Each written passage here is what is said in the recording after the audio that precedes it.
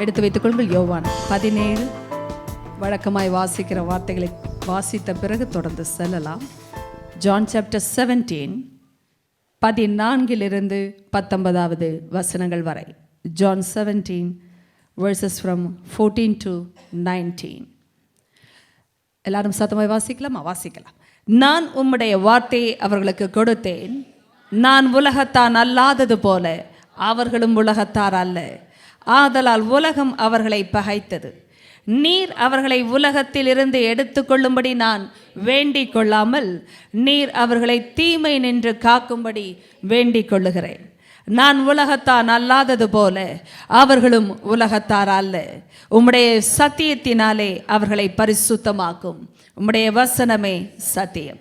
நீர் என்னை உலகத்தில் அனுப்பினது போல நானும் அவர்களை உலகத்தில் அனுப்புகிறேன். அவர்களும் சத்தியத்தினாலே பரிசுத்தமாக்கப்பட்டவர்களாகும்படி அவர்களுக்காக நான் என்னைத்தானே பரிசுத்தமாக்குகிறேன். ஹல்லேலூயா, ஆமென். வந்தவங்களுக்காய் நன்றி. அடுத்த ஒரு வாரம் நாம் இந்த வேத பாடக வகுப்பை தொடர்ந்து நடத்துவோம். பிறகு அடுத்த வருடத்தில் தேவன் நம்மை நடத்துவார் என்றால் தொடர்ந்து நாம் சந்தித்து வசனங்களை அறிந்து கொள்ளலாம். Thank you brother Godwin. எடுத்து வைத்தவர்கள், இப்பொழுது உங்களிடத்தில் நினைப்பூட்டுதலாக சில கேள்விகளை நான் கேட்பேன் என்று உங்களுக்கே தெரியும். ஆதலால் ஆயத்தமாய் வந்திருக்கிறவர்கள் விரைவாக பதில்களை கொடுங்கள், பார்ப்போம். யோவான் 17 எதை வாசித்தீர்கள், எதை புரிந்து கொண்டீர்கள்? உங்களுக்கு தெரிந்ததை சொல்லுங்கள், ஆனால் இணைப்போடு சொல்லுங்கள். வசனத்தை திருப்பி சொல்ல வேண்டாம், அது ஏற்கனவே வேதத்தில் இருக்கிறது. சத்தியத்தினால் தான் நாம் பரிசுத்தமாக்கப்படுகிறோம். ஏன் அந்த பரிசுத்தம் சத்தியத்தினால் ஆக்கப்பட வேண்டியதாக இருக்கிறது என்பதையும் நாம் வாசித்து வருகிறோம், அறிந்து கொண்டு வருகிறோம். தொடர்ந்து நான் பேசுவேன். வேற ஏதாகிலும் கவனித்துக்கொண்டே வாருங்கள். மற்றவர்கள் பதில் கொடுக்கும் பொழுது கவனியுங்கள். தம்முடைய கிருபையினாலே நம்மை அழைத்தார். சரியை சொல்லி 2 தீமோத்தேயு 1:9 வசனம் அல்லவா? ஆம். எதற்காக தேவன் நம்மை அழைத்த? கிருபையினாலே அழைத்தார் என்பது மாத்திரமல்ல, எதை முக்கிய நோக்கமாக பேசினேன்? பரிசுத்த அழைப்பு. சரியான வார்த்தை. God has called us to a holy life according to his own purpose and grace. Fine. Any other answer? வேற ஏதாகிலும் பதில்? வார்த்தையினாலே உலகத்திலிருந்து நம்மை பிரித்தெடுத்தார். ஐயாவுடைய கரம் எப்படி இருக்கிறது? நன்றாக இருக்கிறீர்கள். கர்த்தர் நல்லவர். எல்போ ஃப்ராக்சர் முடிச்சுட்டு ஒருத்தர் பைபிள் ஸ்டடிக்கு ஓடி வந்திருக்கிறாரு. 2 வாரம் மிஸ் பண்ணதற்காகவே இந்த வாரம் விடக்கூடாதுன்னு ஓடி வந்திருக்கார். நம்மெல்லாம் சாக்கு போக்கு சொல்ல அநேக விஷயங்கள் இருக்கலாம், ஒருவேளை பொதுவாய் பேச வேண்டும் என்றால். உங்களை குறித்து நான் சொல்ல மாட்டேன், ஏனென்றால் கருத்தாய் வருகிற பிள்ளைகள். ஆனால் சொல்லலாம் என்றால் எவ்வளோ பேசலாம் வாழ்க்கையில், இல்லைங்களா? பயங்கர வலியில் கூட வேத பாடக வகுப்பை விட்டு விட்டேனே என்பதே தவிப்பாக ஒரு பிள்ளைக்கு மாறுகிறது என்றால் அதையும் தாண்டி ஒருவர் வர முடிகிறது. It's no easy thing to have a fracture, such a painful process. வேறு ஏதாவது பதில்? சத்தமாகமா. சரியாய் சொன்னீர்கள். வார்த்தை இல்லாமல் சாரம் இல்லை. நான் சில இணைப்புகளுக்குரிய வார்த்தைகளை பேசின ஒருவரு கூட ஞாபகம் வரவில்லையா? பேசி கொண்டிருக்கும் பொழுதே வர வேண்டுமே. வார்த்தையில் தான் இணைப்பு உண்டு. இணைந்திருந்தால் தான் ஈரம் என்று சொன்னேன், சார்ந்திருந்தால் தான் சாரம் என்றும் சொன்னேன். வேறே உறவு இருந்தால் தான் உரிமை என்றும் சொன்னோம். ஆமென். வேறு ஏதாகிலும் பாருங்கள், இப்படியெல்லாம் பிளந்து கொண்டு வர வேண்டும். ஒருவர் பின் ஒருவர். இப்போ எல்லாருமே பேச மாட்டீங்க, அதுவும் தெரியும். சொல்லுமா. உணர்வு போக வேண்டும் என்றால் உணர்வு வேண்டும். சரியாய் சொன்னீர்கள். இணைந்திருந்தால் தான் உணர்வே வருகிறது. வேறு அந்தரங்கத்தில் பேசுவதை உபதேசம் வல்லமை. வேறே ஒட்டிக்கொள்வது. சரி, கொடி செடியோடு ஒட்டிக்கொள்வது. அப்படி பேசுங்களம்மா. பரிசுத்த வாழ்க்கை வருவதற்கு காரணமே செடியோடு ஒட்டிக்கொள்கிற கொடியின் அனுபவம். வேறே சரியாய் சொன்னீர்கள். பரிசுத்த வாழ்க்கை என்பதே கிருபை, அது கிரியினால் வருவதே அல்ல. ரட்சிப்பு எப்படி வந்ததோ அப்படியே பரிசுத்த வாழ்க்கையும் வருகிறது. ஆமென். நீங்கள் கிருபையினாலே விசுவாசத்தை கொண்டு ரட்சிக்கப்பட்டீர்கள். இது உங்களாலே உண்டானது அல்ல, இது தேவனுடைய ஈவு. இது கிரியைகளினால் உண்டானது அல்ல, கிருபை. ஆமென். ஆதலால் ஒரு மனுஷனும் தேவனுக்கு முன்பாக மேன்மை பாராட்டாதபடிக்கு தேவன் இதை என்ன செய்தார்? கிரியைகளினாலே அல்ல, கிருபையினாலே நமக்கு கொடுத்தார். ஆமென். எங்கே வருகிறது என்று யாருக்காவது தெரியுமோ? எபேசியர் 2:8-9 பேசி இருக்கிறேன், தயவு செய்து குறித்து வைத்துக் கொள்ளுங்கள். வேறே பதில்கள் விரைவாக. கூட இருந்தால் தான் கூட. எத்தனை பேருக்கு அதையெல்லாம் அர்த்தத்தோடு புரிந்து கொள்ள முடிகிறது? கூட இருப்பது என்றால் என்ன அர்த்தம்? விளக்கமாக பேசுவோமே. கூட்டத்தில் இருப்பது தான் கூட இருப்பதா? அப்பா, சரியாய் சொன்னீர்கள். கூட்டத்தில் இருப்பது கூட இருப்பதின் அர்த்தம் அல்ல, உபதேசத்தில் இணைந்து இருப்பதே கூட இருப்பதின் அர்த்தம். அப்படி என்றால் அது சீஷத்துவம். எத்தனை பேருக்கு அது புரிந்தது? ஆமென். வேறே பதில்கள், வேறு யாராக விரைவாக பேசுங்க. என்ன வருகிறது? அப்படியே சொல்லுங்கள். ஆவியானவரோடு இணைந்தால் வார்த்தையோடு இணைகிறோம், வார்த்தையோடு இணைந்தால் அவரோடு இணைகிறோம். ஆமென். அதுதான் யாக்கோபு என்று சொல்கிறேன். யோவான் 15 வார்த்தைகள். வேறு ஏதாகிலும்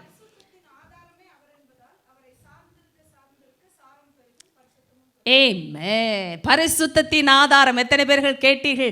ஆதாரம், சாரம், சார்ந்திருப்பது. எத்தனை இணைகிறது பாருங்கள். ஆதாரமே பரிசுத்தத்திற்கு தேவன் என்றால், அப்படி என்றால் he is the source of holiness. Holiness can only be imparted, இல்லையா? ஆண்டவரிடத்திலிருந்து வருவதே பரிசுத்தம். பரிசுத்தம் என்றுமே பகிர்ந்தளிக்கப்பட வேண்டியது. அப்படி என்றால் என்ன அர்த்தம்? தேவன் நமக்கு கொடுக்க வேண்டிய காரியங்கள் தேவனால் மாத்திரமே வர வேண்டும். இதை நாம் ஒரு காலம் ஒருவருக்கு ஒருவர் கொடுத்து மாற்ற முடியாது. அதனால்தான் நாம் இணைந்திருக்க வேண்டிய இடம் அவரோடு. எத்தனை பேர் புரிந்து கொள்ளுகிறீர்கள்? ஆமென். ஆமென். நல்லா கவனிங்க. நீங்கள் குடும்பத்தோடு இருக்கலாம், நண்பர்களோடு இருக்கலாம், தேவன் உங்களுக்கு கொடுத்த உலகத்தின் அந்த வேலையோடு இருக்கலாம், உங்களுக்கு கொடுத்த வாய்ப்புகள், opportunities, chances are there in life for you to have some success in life or promotion in life. But this is talking about the abiding relationship with your wife. அப்படி என்றால் என்ன அர்த்தம்? உலகத்தின் 1000 வாய்ப்புகள், தருணங்கள் நம்முடைய வெற்றிக்காக, உலக வாழ்க்கைக்காக, சம்பளத்திற்காக, குடும்ப உறவுகளுக்காக தேவனால் கொடுக்கப்பட்டதே. ஆனாலும் எத்தனை பேர் கவனித்துக் கொண்டு வருகிறீர்கள்? தேவனோடு இருக்கிற உறவு என்பதை அவர் ஒரு காலம் யாரிடத்திலும் விட்டு கொடுக்கவே மாட்டார், விட்டு கொடுக்க விரும்ப மாட்டார். எத்தனை பேருக்கு காதுகள் திறந்திருக்கிறது? தேவன் ஒரு காலம் அவரோடு இணைந்திருத்தலை வேறு ஒரு இணைப்போடு இணைத்து பேசவே மாட்டார். இது கொடிக்கும் செடிக்கும் இருக்கிற இணைப்பு என்றால் நீங்கள் கொடிகள் என்று தெளிவாய் அவர் பேசியிருக்கிறார். அப்படி என்றால் அவர் பேசின இடம் மிக முக்கியம். அவர் கூட்டத்தில் இவைகளை பேசவே இல்லை. எத்தனை பேர் கேட்டுக்கொண்டிருக்கிறீர்கள்? ஆதலால் தான் பிரித்தெடுக்கப்பட்டவர்கள் மாத்திரமே சபையில் இப்படிப்பட்ட சத்தியத்திற்குள் பங்கெடுக்கிறார்கள், எல்லாரும் அல்ல. எத்தனை பேருக்கு சத்தியத்தின் பங்கெடுப்பு புரிகிறது? கூட இருந்தால் கூட கிடைக்கும். அப்படி என்றால் என்ன அர்த்தம்? கூட இருந்தால் கூடை கிடைக்கும். அப்படி என்றால் மீதம் எடுக்கிற அனுபவம் சீஷர்களுக்கு மாத்திரமே கிடைத்தது, திரளான கூட்டத்திற்கு அல்ல. தேவ பிள்ளைகளே, நீங்கள் திரளான கூட்டத்திலே அவரை பின்பற்ற அழைக்கப்படவில்லை, பிரித்தெடுக்கப்பட்ட கூட்டத்தில் இருக்கவே அழைக்கப்பட்டீர்கள். பிரித்தெடுக்கப்பட்ட கூட்டத்தில் வருகிறவர்கள் உபதேசத்தில் நிலைத்திருக்கிற மக்கள். ஆமென். என்ன கவனிங்க. இந்த moment you come to know the truth, you are getting separated from the world. வார்த்தை வரும்பொழுதே உலகத்திலிருந்து பிரிகிறோம். நன்றாய் கவனிங்க. வார்த்தை நம்மை உலகத்தோடு ஒட்ட வைக்காது. ஏனென்றால் தேவனுடைய ராஜ்யம் உலக ராஜ்யத்திற்கு உரியது அல்ல. ஆதலால் தான் நான் உலகத்தான் அல்லாதது போல அவர்களும் உலகத்தார் அல்ல. அப்படி என்றால் இயேசுவின் வார்த்தை இயேசுவோடு இணைக்கும். இயேசுவின் வார்த்தை இயேசுவின் உலகத்தோடு நம்மை வாட வைக்கும். அப்படின்ற உலகத்தோடு இருக்கிறவர்கள் வார்த்தையை அறியாமல் போனபடியினால் தான் அவரே சொன்னார், ஆதலால் உலகம் அவர்களை பகைத்தது.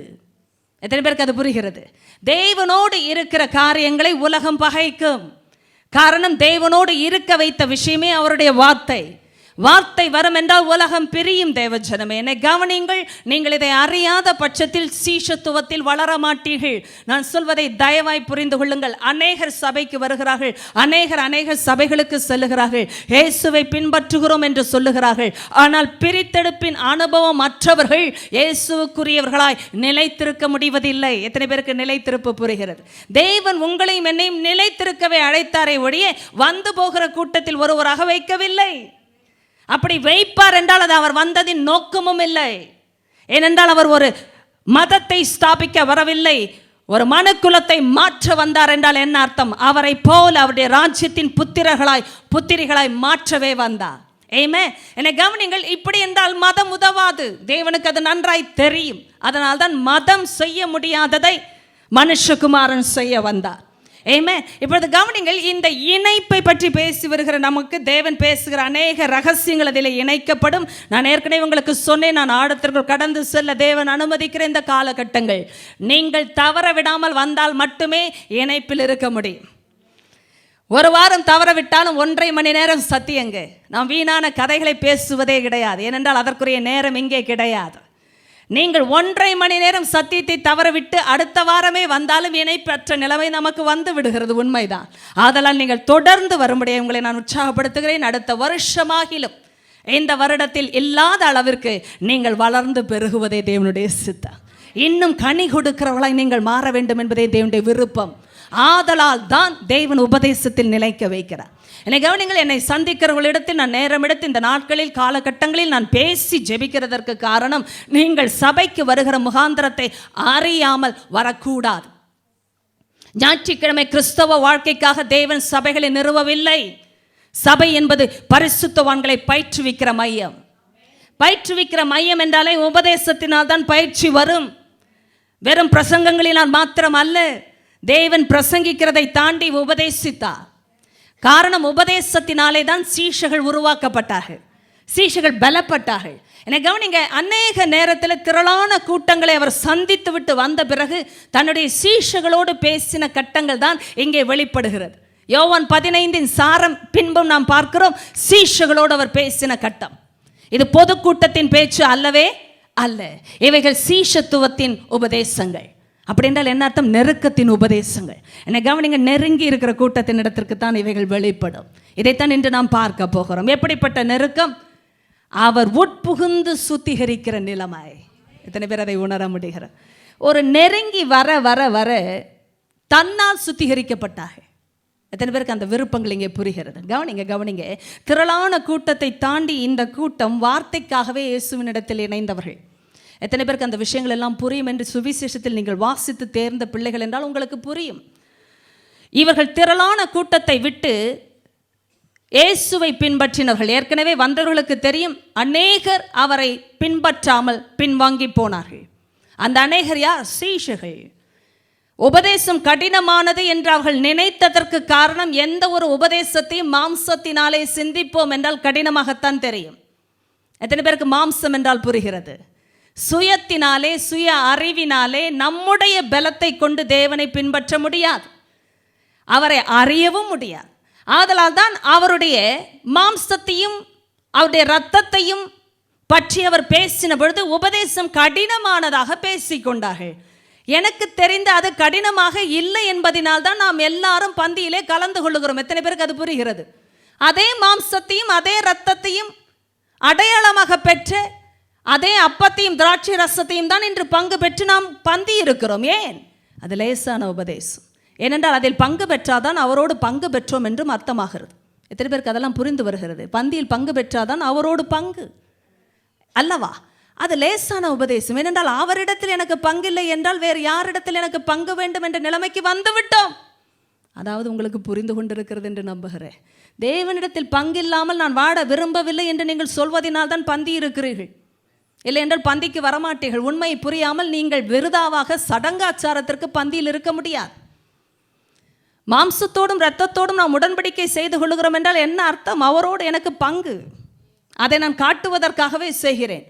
அப்படி என்றால் இது சடங்காச்சாரத்தை தாண்டின சத்தியத்தின் சாரம். இது என்னை கவனிங்கள். இயேசு அதைத்தான் பேசுகிறார். நீங்கள் நெருங்கி வந்தீர்கள் என்றால் என்ன அர்த்தம்? நானே உன் பங்கு என்பதை காட்டும்படியாய் வந்திருக்கிறார். எதற்காக வந்தார்கள் என்று பாருங்கள். ஒரு லாபமும் இல்லை உலகத்தின் பேச்சிலே. இயேசுவின் இடத்தில் போனால் என்ன கிடைக்கும்? கவனிங்க, ஜீவன். அதைத்தான் பேதுரு சொன்னார். ஆண்டவரே, உம்மை விட்டு யாரிடத்தில் போவோம்? உம்மிடத்தில் நித்திய ஜீவ வசனங்கள் உண்டே, சொத்து உண்டே, சுகம் உண்டே, இலைப்பாறுதல் என்ற உலகத்தின் இலைப்பாறுதல் உண்டே என்ற வார்த்தைக்கு இடமில்லை. அதான் இயேசு சிலரை பின்பற்றும் பொழுது சொன்னார், நரிகளுக்கு குழிகள் உண்டு, பறவைகளுக்கு கூடுகள் உண்டு, மனுஷகுமாரனுக்கோ தலை சாய்க்க இடமில்லை. எப்படிப்பட்ட ஒரு வரவேற்பு! நீங்களும் நானும் இருந்தால் ஓடிவிட்டு இருப்போம். ஆனால் உண்மையை சொல்லி அழைத்தார். நீ என்னை பின்பற்றுவாய் என்றால் உலகப்பூர்வமாக வருகிற இளைப்பாறுதல் அல்ல, உலகம் தர முடியாத இளைப்பாறுதலை நான் உனக்கு தருவேன். உலகம் கொடுக்கிற சமாதானம் அல்ல, உலகம் கொடுக்க முடியாத சமாதானத்தை நான் உனக்கு தருவேன். இந்த டிமென்ஷன், அதாவது பரிமாணத்தை புரிந்து கொள்ள வேண்டும் என்றால் ஆவியின் கண்கள் மாத்திரம் திறக்கப்பட வேண்டும். ஆவியின் கண்கள் திறக்காத பட்சத்தில் இதை அறியவே முடியாது. எத்தனை பேருக்கு புரிந்து கொள்ள முடிகிறது? ஆமென். என்னை கவனிங்க. இந்த பரிமாணத்தை அறிவதற்கு மாம்சத்தின் பார்வை உதவாது. ஆதலால் தான் ஆவியின் நிலைமையில் இணைக்கப்படுவது மிக அவசியம். கவனிங்கள், இயேசு இந்த காரியங்களை பேசும்பொழுது ஆவியின் அர்த்தங்கள் எப்படி சுத்திகரிப்பு வருகிறது ஒரு மனுஷனுடைய வாழ்க்கைக்குள், அவரை நெருங்கினாலே வந்து விடுகிறது. என்ன அருமையாய் பேசிவிட்டா பாருங்கள். நீங்கள் இப்பொழுதே உபதேசத்தினாலே சுத்தமாக இருக்கிறீர்கள். அவர்களுக்கு சுத்திகரிப்பு என்றால் என்ன அர்த்தம் என்று கூட தெரியாது. ஆனால் ஒன்று தெரியும், இயேசு வேண்டும், இயேசு பேசுவது வேண்டும், இயேசுடைய பேச்சு தான் ஜீவன் என்று தெரியும். எத்தனை பேருக்கு அதெல்லாம் புரிகிறது? இப்போ என்ன கவனிங்களேன், ஆண்டவர் பேச பேச பேச நீங்கள் சொன்னது போலவே அனுமதிக்கிற ஒரு அனுபவம் இருந்தால் போதும், சுத்தம் தானாக வந்துவிடும்.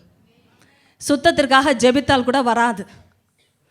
எப்படி நான் சொன்னேன் என்று உங்களுக்கு புரியணும். ஆண்டவரே என்னை பரிசுத்தப்படுத்தும் என்று சொல்லிவிட்டு வசனத்தை படிக்காமலேயே ஓடினால் பரிசுத்தம் வராது. எத்தனை பேருக்கு காதுகள் திறந்திருக்கிறது? எவ்வளோ உபவாசம் போட்டு ஜெபித்து விட்டு ஆண்டவரே எனக்கு சுத்த இருதயத்தை தாரும் என்று சொல்லிவிட்டு வசனத்திற்கே படிக்க இடமில்லாமல் உபவாசம் ஓடும் என்றால் சுத்திகரிப்பு நடக்காது. தேவன் அதனால் தான் தெளிவாய் சொன்னார். நன்றி கவனிங்க, இவங்களை யாராவது ஜெபித்தார்களா, உபவாசம் போட்டார்களா? நான் சொல்வது பரிசுத்தத்திற்காக இல்லவே இல்லை. அவர்கள் செய்ததெல்லாம் அவர் உபதேசிக்கிற நிலைமையில் அருகாமையில் இருந்தார்கள். It's all about the intimacy. நெருக்கம். ஆண்டவர் சொன்ன நெருக்கத்திலேயே சுத்திகரிப்பு வந்து விட்டது. இப்பொழுது ஒரு சீக்ரெட் இருக்கு இங்கே, நல்லா கவனிங்க. சில நேரம் நெருக்கத்தில் இருக்கும்பொழுது சுத்திகரிப்பு வரும். அப்பாவோட இருக்கும்பொழுதே சுத்திகரிப்பு. எத்தனை பேருக்கு அதெல்லாம் புரிகிறது? ஏசையா கண்ட தரிசனம், அவனுடைய கண்கள் திறக்கப்பட்ட பொழுது ஆலயத்தை நிரப்பின ஒரு மகிமையை அவன் கண்டான். சேராபீன்கள் கேருபீன்கள் அவரை பரிசுத்தர் பரிசுத்தர் பரிசுத்தர். எங்கே வருது பாருங்க சப்ஜெக்ட் எல்லாம். இதை பார்த்தா ஒரு மனுஷன் சாகணும். ஏன்னா ஆண்டவரே நீ பெரியவர் நல்லவர் துதி ஸ்தோத்திரம் உமக்கேன்னு பாடிக்கிட்டு இருந்தாங்கன்னா நம்ம போடுறோம் நிறைய பாட்டு அப்படிதான். அவனும் சேர்ந்து பாடலாம் தோணி இருக்கும். ஆனால் கர்த்தர் பரிசுத்தர் பரிசுத்தர் பரிசுத்தர்னு பறந்தாங்கன்னா இவனுக்கு எப்படி பார்க்க முடியும்? சான்ஸே இல்லை. அந்த நேரம் பார்த்து தான் கர்த்தர் அவனை தொட்டா. ஐயோ நான் அதமானேன். எத்தனை பேருக்கு அது புரியுது? தேவ சமூகத்தில் இந்த சத்தமெல்லாம் வரணும். ஐயோ நான். எத்தனை பேருக்கு இதெல்லாம் நல்ல சத்தம் என்று புரிகிறது? நிறைய பேருக்கு இதெல்லாம் அபசகுணன்னுவாங்கல்ல. ஐயோ நான் ஆசீர்வதிக்கப்பட்டேன், அப்படி கூட ஐயோ என்று வரக்கூடாது. ஆஹா நான் ஆசீர்வதிக்கப்பட்டேன் அப்படி என்றால் தான் தேவ பிரசனம் என்று அநேகர் நினைக்கிறீர்கள். எத்தனை பேருக்கு தேவ பிரசனத்தின் மகிமையெல்லாம் புரிகிறது? மகிமை வரும்பொழுது ஐயோ நான் பாருங்க, அந்த வார்த்தையை சொல்ல பயமா இருக்கு சில பேருக்கு. அதமானேன்னு சொல்லலாமா? அதெல்லாம் நல்ல வார்த்தையாங்க. சொல்லுங்க, அதமானேன்னா என்ன அர்த்தம்? செத்தேன், அதே தான். ஐயோ நான் செத்தேன் என்று அர்த்தம். தேவனுடைய மகிமையில் இந்த வார்த்தை வந்தாதான் உருப்பட்டேன் என்று அர்த்தம். ஐயோ நான் செத்தேன், ஏன்னா நான் செத்தேன், நல்ல வேலைக்கு அவர் உயிரோடு தான் இருக்கிறார். நான் செத்தேன். அப்படி சாகடிக்க வேண்டிய விஷயங்கள் சாகடிக்கப்படும் பொழுது தேவன் பரிசுத்தர் என்று விளங்குகிறார். அதுதான் உதடுகளில் வந்த அந்த கரையும் திரையும் தீட்டும் நீங்க வேண்டும் என்றால் அங்கு ஒரு தொடுதல் அவசியம். ஆண்டவர் பாருங்க, ஆலயத்தை நிரப்புகிற அந்த எஃபெக்ட்ஸ் எல்லாம் பார்த்தீங்கன்னா த்ரெஷ்ஹோல்டு அசைதான், நிலைப்படிகள் அசைந்ததான், புகை வந்ததான். என்ன ஒரு எஃபெக்ட்ஸ் பாருங்க. அவருடைய வஸ்திர தொங்கலால் ஆலயம் முழுவதும் நம்ம ஆளுங்கன்னா அதிலே ஓ அப்படின்னு இருப்பாங்க. அங்கே தொடுதல் வரும்போது ஐயோ நான் அதுதான் நடக்கணும்.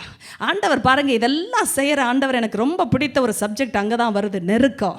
இவ்வளவும் அசைத்த ஆண்டவர் ஆலயத்தில் யாரை ஃபோக்கஸ் பண்ணா தெரியுமா? ஏசையாவை. ஆமென் என்று சொல்லி பெற்றுக்கொள். ஆலயத்தில் 1000 விதத்தில் என் அப்பா வரட்டும், ஆனால் அவருடைய நோக்கமெல்லாம் நான் தான். ஆமென். உங்களுக்கு இது தெரிஞ்சா நீங்கள் எங்கேயோ போயிருப்பீங்க. அதான் எங்கேயோ போயிருப்பீங்க. ஆண்டோடைய நெருக்கம் அப்படிப்பட்ட காரியங்களை கொண்டு வரும். நம்ம நினைக்கிறோம் நம்ம மின்சாரத்தை போல வல்லமையாக அப்படியே குளிர் ஊட்டுவதை போல, பனியை போல, அப்படியே அக்கினியை போல தேவ பிரசனத்தை வந்து நாம் ருசிக்க வேண்டிய இடம் சபை. ஆண்டவர் இத்தனையும் செய்கிறார் என்றால் ஒரே ஒரு நோக்கம்தான், நம்மை சுத்திகரிப்பதற்கு. Amen. Last week I think I did say this statement. God doesn't anoint somebody for an experience, but he anoints somebody with a purpose. ஆமென். கர்த்தர் யாருக்கு ஒரு அனுபவத்தை கொடுப்பதற்காகலாம் அபிஷேகிப்பது இல்லை. ஆரம்ப நாட்களில் நானும் அப்படிதான் நினைத்தேன். ஞானஸ்தானம் எடுத்தால் அபிஷேகம் இல்லை, அபிஷேகம் வந்த பிறகும் ஞானஸ்தானம். வேதத்தில் இருக்கிற தேவன் கோட்பாடுகளோடு நிபந்தனைகளோடு ஏதோ ஒரு சான்றிதழ் கொடுப்பதற்காக காரியங்களை சாதிப்பது இல்லை. ஒரு மனுஷனை மாற்றுவது தான் அவருடைய நோக்கம். அதனால் அபிஷேகம் வருவது ஒரு அனுபவத்திற்காக அல்ல, ஒரு நோக்கத்திற்காக. அப்படின்னா தேவனுக்காக எழும்ப வேண்டும், தேவனுடைய பாத்திரமாக விளங்க வேண்டும், சுத்திகரிக்கப்பட வேண்டிய நிலைமைகள் ஆழமாய் போக வேண்டும். ஆழம் அதிகமானால் மகிமை அவருக்கு. எத்தனை பேருக்கு அதெல்லாம் சத்தியம் என்று புரிகிறது? கவனிங்க, இதையும் சொல்லுகிறேன். ஏதோ ஒரு அனுபவத்திற்காக இதையெல்லாம் பேசவில்லை. நான் இன்னும் சுத்திகரித்தால் அதிக கனிகளை கொடுப்பாய். எதற்கு? ஒரு தோற்றத்திற்கு. இந்த செடியை பார்க்கும்போது அநேகர் புகழுவார்கள், பார்க்க நன்றாக இருக்கிறதே என்று நெருங்குவார்கள். இல்லை என்றால் இப்படியாக வித்தியாசப்பட்டு இருக்கிறதே என்று பிரமிப்பார்கள் என்பதற்காக அல்ல. இதனால் மகிமைக்கு பாத்திரராய் பிதா இந்த உலகத்தில் விளங்குவார். இதனால் என் பிதா மகிமைப்படுவார். இயேசு சொன்ன வாக்கியம் அதுதான். வேற எதை குறித்தும் அவர் பேசவில்லை. பாருங்க, மகிமை வர்ற இடத்துல எல்லாம் சுத்திகரிப்பு நடக்கும். ஆமென்.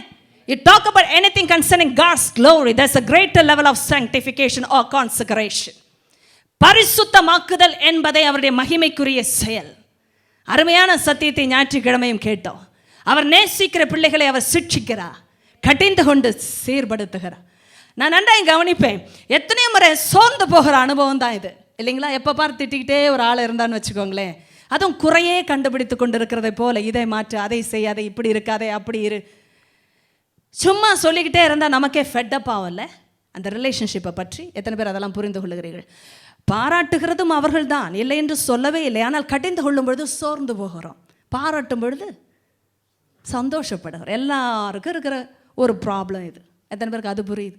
பாராட்டினாலே ஒரே குஷி, ரொம்ப சந்தோஷம். சில பேருக்கு அது ரொம்ப திகட்டி போன விஷயமா இருக்கும். ஆமாம், எனக்கு தெரியாது, என்ன பாராட்டாமல் வேற யாரை பாராட்டு. சில நேரம் அந்த அப்ரிசியேஷனுக்கு கூட மீனிங் தெரியாது சில பேருக்கு, அது அப்படி. ஆனால் திட்டுனா மட்டும் மீனிங் ரொம்ப ஆழமாக போகும். நம்ம குணம் அது. பாராட்டுனா கூட வேல்யூ தெரியல, ஆனால் திட்டனா ரொம்ப சோர்ந்து போகிறோம், கடிந்து கொண்டா சோர்ந்து போகிறோம். கர்த்தர் சொல்லுகிறார், அவர் உன்னை கடிந்து கொள்ளும் பொழுது சோர்ந்து போகாதே, அவருடைய சிட்சையை அற்பமாக எண்ணாதே. அப்படின்னா என்ன அர்த்தம்? அவருடைய சிட்சையில் அவ்வளோ ஆழங்கள் இருக்கிறது என்று அர்த்தம். அற்பமாய் நினைக்கவே கூடாது. பாருங்கள், எப்பொழுதுமே பாராட்டப்படுவதை நாம் கனப்படுத்துகிறோம், ஆனால் கடிந்து கொள்வதை அற்பமாய் நினைக்கிறோம். அப்படின்னா என்ன அர்த்தம்? அது வேண்டாம், அது சாதாரணமான விஷயம், ரொம்ப சீப்பான விஷயத்தை தான் அற்பம்னு சொல்லுவோம்ல. அல்பம் அப்படின்வாங்க அந்த காலத்துலலாம். இப்போ எந்த பாஷையெல்லாம் பெங்களூரில் பேசுகிறீங்களோ, உங்களுக்கெல்லாம் வேறு மாதிரி இங்கிலீஷில் வரலாம் ஒரு வேளை. அல்பம் என்றால் என்ன அர்த்தம்? இவ்வளோ அல்பமாக இருக்கேன்னுவாங்க. அதாவது அற்ப பதரே அப்படி என்றும் இலக்கிய நயமாக திட்டுவார்கள். அது அற்ப விசுவாசி என்றார் ஏசப்பா. இது எவ்வளோ, அதாவது விசுவாசிக்கு இது மாதிரி ஒரு கேவலம் இருக்கக்கூடாதுன்றனா. அற்ப விசுவாசி, பேர் விசுவாசி, ஆனால் அற்ப. அப்போ விசுவாசத்துக்கே கேவலன்ட்டார் ஏசப்பா. இது எத்தனை பேருக்கு புரியும்? விசுவாசத்துக்கே ஒன்னால கேவலம், அதுதான் அற்ப விசுவாசியே. அப்போ விசுவாசத்தை வைத்திருக்கிற ஆள் நீ இப்படி இருக்கக்கூடாதுன்னு அர்த்தம். அற்பமாக இருக்கக்கூடாது, கனமாக இருக்கணும், ஏமே பலமாக இருக்கணும், திடனாக இருக்கணும், உறுதியாக இருக்கணும். அப்படிப்பட்ட விசுவாசிக்கு தான் ஆண்டவர் உண்மையான விசுவாசி என்று பெயர் வைத்திருக்கிறார். அப்படி என்றால் கர்த்தர் சில நேரம் பெயர் வைக்கும் பொழுதே ஆழங்கள் உண்டு. இங்கே அவர் பேசும் பொழுது, நான் சொன்ன உபதேசத்தினாலே நீங்கள் இப்பொழுதே சுத்தமாக இருக்கிறீர்கள் அப்படின்ட்டு அவர் பேசுறதுக்கு இடம் கொடுத்தா போதுமா? எத்தனை பேருக்கு அதெல்லாம் புரிகிறது? ஆமென் என்றால் சொல்லுங்க. நீங்கள் இப்படி பிரமித்து பார்த்தீர்கள் என்றால் என்ன கவனிக்கிறீர்கள் என்றே எனக்கு புரியவில்லை. அதனால் தான் கேள்விகளோடே நெருங்குகிறேன். காரணம், நீங்கள் பதில் உரைத்தால் தான் உங்களுடைய மனம் எனக்கு விளங்கும். இல்லை என்றால் நீங்கள் எங்கே மனதை உடையவர்களாக இருக்கிறீர்கள் என்றே தெரியாது. கண்கள் மட்டும்தான் என்னை பார்த்து கொண்டிருக்கும். சிந்தனை எங்கோ இருக்கலாம் இருக்கலாம் இருக்கலாம். ஆதலால் தான் கேள்விகளோடு உங்களை நெருங்குகிறேன். அதனால் நீங்கள் நினைக்காதிருங்கள், அநேக முறை எனக்கே பதில் தெரியாது, ஆனால் உங்களிடத்திலிருந்து பெற்றுக்கொள்வேன். கேள்விகள் கேட்கிறவர்கள் என்றைக்குமே பாதுகாப்பாக இருக்கிறார்கள். எத்தனை பேருக்கு அது புரிகிறது? நிறைய கேட்கலாம், இஷ்டம் போல் நான் கேட்கலாம், ஏன்னா எனக்கு தெரியணும்னு அவசியம் இல்லை. நீங்கள் தானே பதில் சொல்லுகிறீர்கள், ஆதலால் நான் கேட்கவே பிறந்திருக்கிறேன். இப்போ கவனிங்க, ஆண்டவர் சிலரும் பேசுகிற ஆழங்கள் வித்தியாசப்படுகிறது. அவர் சொல்லுகிறார், ஏன் தெரியுமா ஆழங்கள் வித்தியாசப்படுகிறது? நெருக்கம். அப்படி எல்லாரும் நெருங்காத ஒரு இடத்துல இந்த சீஷர்கள் நெருங்கி இருந்தார்கள். எவ்வளோ பெரிய அன்பு! ஆண்டவருக்கு எவ்வளோ பெரிய ஒரு அன்பு இவர்கள் மேல் இருந்தது என்றால், அவர்கள் நல்லவர்களாக இருந்ததினால் இல்லை. எத்தனை பேர் இவங்க நல்லவர்கள் நினைக்கிறீங்க? ஆண்டவர் ரொம்ப வெரைட்டிஸை சூஸ் பண்ணுற தேவன் என்பதற்கு சாட்சி. ஒவ்வொன்றும் ஒவ்வொரு மாதிரி. நான் இது ஒரு பெரிய ஒரு சப்ஜெக்டே ஆண்டவர் ஆஃப்லைட் திறந்து கொடுத்தார். அதெல்லாம் பேசினேன்னா ஒரு 4 மணி நேரம் ஓடும் பிரசங்கம். நான் த்ரில் ஆகிட்டேன் அன்னைக்கு. உங்கள் ஊரில் இல்லை, இந்த சபையிலும் இல்லை. சாப்டரை பிரித்தார் பார்க்கணும். என் லைஃப்பில் அந்த சாப்டர் அப்படி பிரியும்னு நான் யோசிக்க கூட முடியாது. பின்னி எடுத்துட்டார் பெரியவர், பின்னிட்டார். நான் அப்படிலாம் சொல்லணும், அவரை பற்றி அப்படி தான் பேசணும். மனுஷனை பற்றிலாம் எவ்வளோ பிரமிக்கத்தக்கதையெல்லாம் பேசுகிறோம், வேஸ்ட்டுங்க. அவர் பேசும்பொழுது அப்படி தான் பேசுகிறார். மை காட், அந்த சப்ஜெக்ட் அப்படிலாம் இருக்க முடியுமா ஆழம் அப்படின்றதை ரசித்து அப்படியே சுவைத்து போகணும்னா அவர் பேசணும். நம்ப மாட்டீங்க, இது நாம் இந்த கூட்டத்தில் யாராவது நல்லவர்கள் என்று நீங்கள் நினைத்தீர்கள் என்றால் அவரே நல்லவர். இன்றைக்கு அந்த துதி விளங்கும். இந்த கூட்டத்தில் அவரே நல்லவர்னு சொல்ல எல்லாரும் தைரியமாக சொல்லுவோம்ல, கரத்தை உயர்த்தி, ஆமாம்ப்பா நீ ஒருவர் தான்ப்பா நல்லவர். ஏன்னா நம்மளை பற்றி நமக்கே தெரியும். இல்லை நம்மளை பற்றி நமக்கு தெரியல, மற்றவங்களுக்கு தெரியும். அதுலேயும் சில கோட்பாடுகள் உண்டு. சில பேருக்கு நம்மளை பற்றி தெரியவே வேண்டான்னு நினைக்கிறாங்க. நான் எப்போ நல்லா தான் நினைக்கிறேன், நீ என்ன எப்போ பாரு குறை சொல்லிட்டு இருக்கேன் அப்படின்வாங்க. ஆனால் பார்க்குற மற்றவங்களுக்கு தான் தெரிய வரும் சில காரியங்கள். எத்தனை பேருக்கு அது புரிகிறது? இயேசுவுக்கு தெரியாத ஆழங்களே இல்லை. இந்த கூட்டத்தை பற்றி கேட்க வேண்டும் என்றால் ஒவ்வொன்றும் ஒவ்வொரு மாதிரி, ஒரு மாதிரி. ஆனால் தேவன் அவர்களை நல்ல மாதிரி நினைத்ததற்கு காரணம் நெருங்கி வந்து விட்டார்கள். ஒரு சீக்ரெட்டை நான் சொல்லட்டும். எவ்வளோ திட்டனாலும் கிட்ட வந்து நிற்கிற ஆளை ரொம்ப பிடிக்கும் தெரியுமா? அதுக்கு மட்டும் ஆமாம் நம்ம சொல்கிறோம்.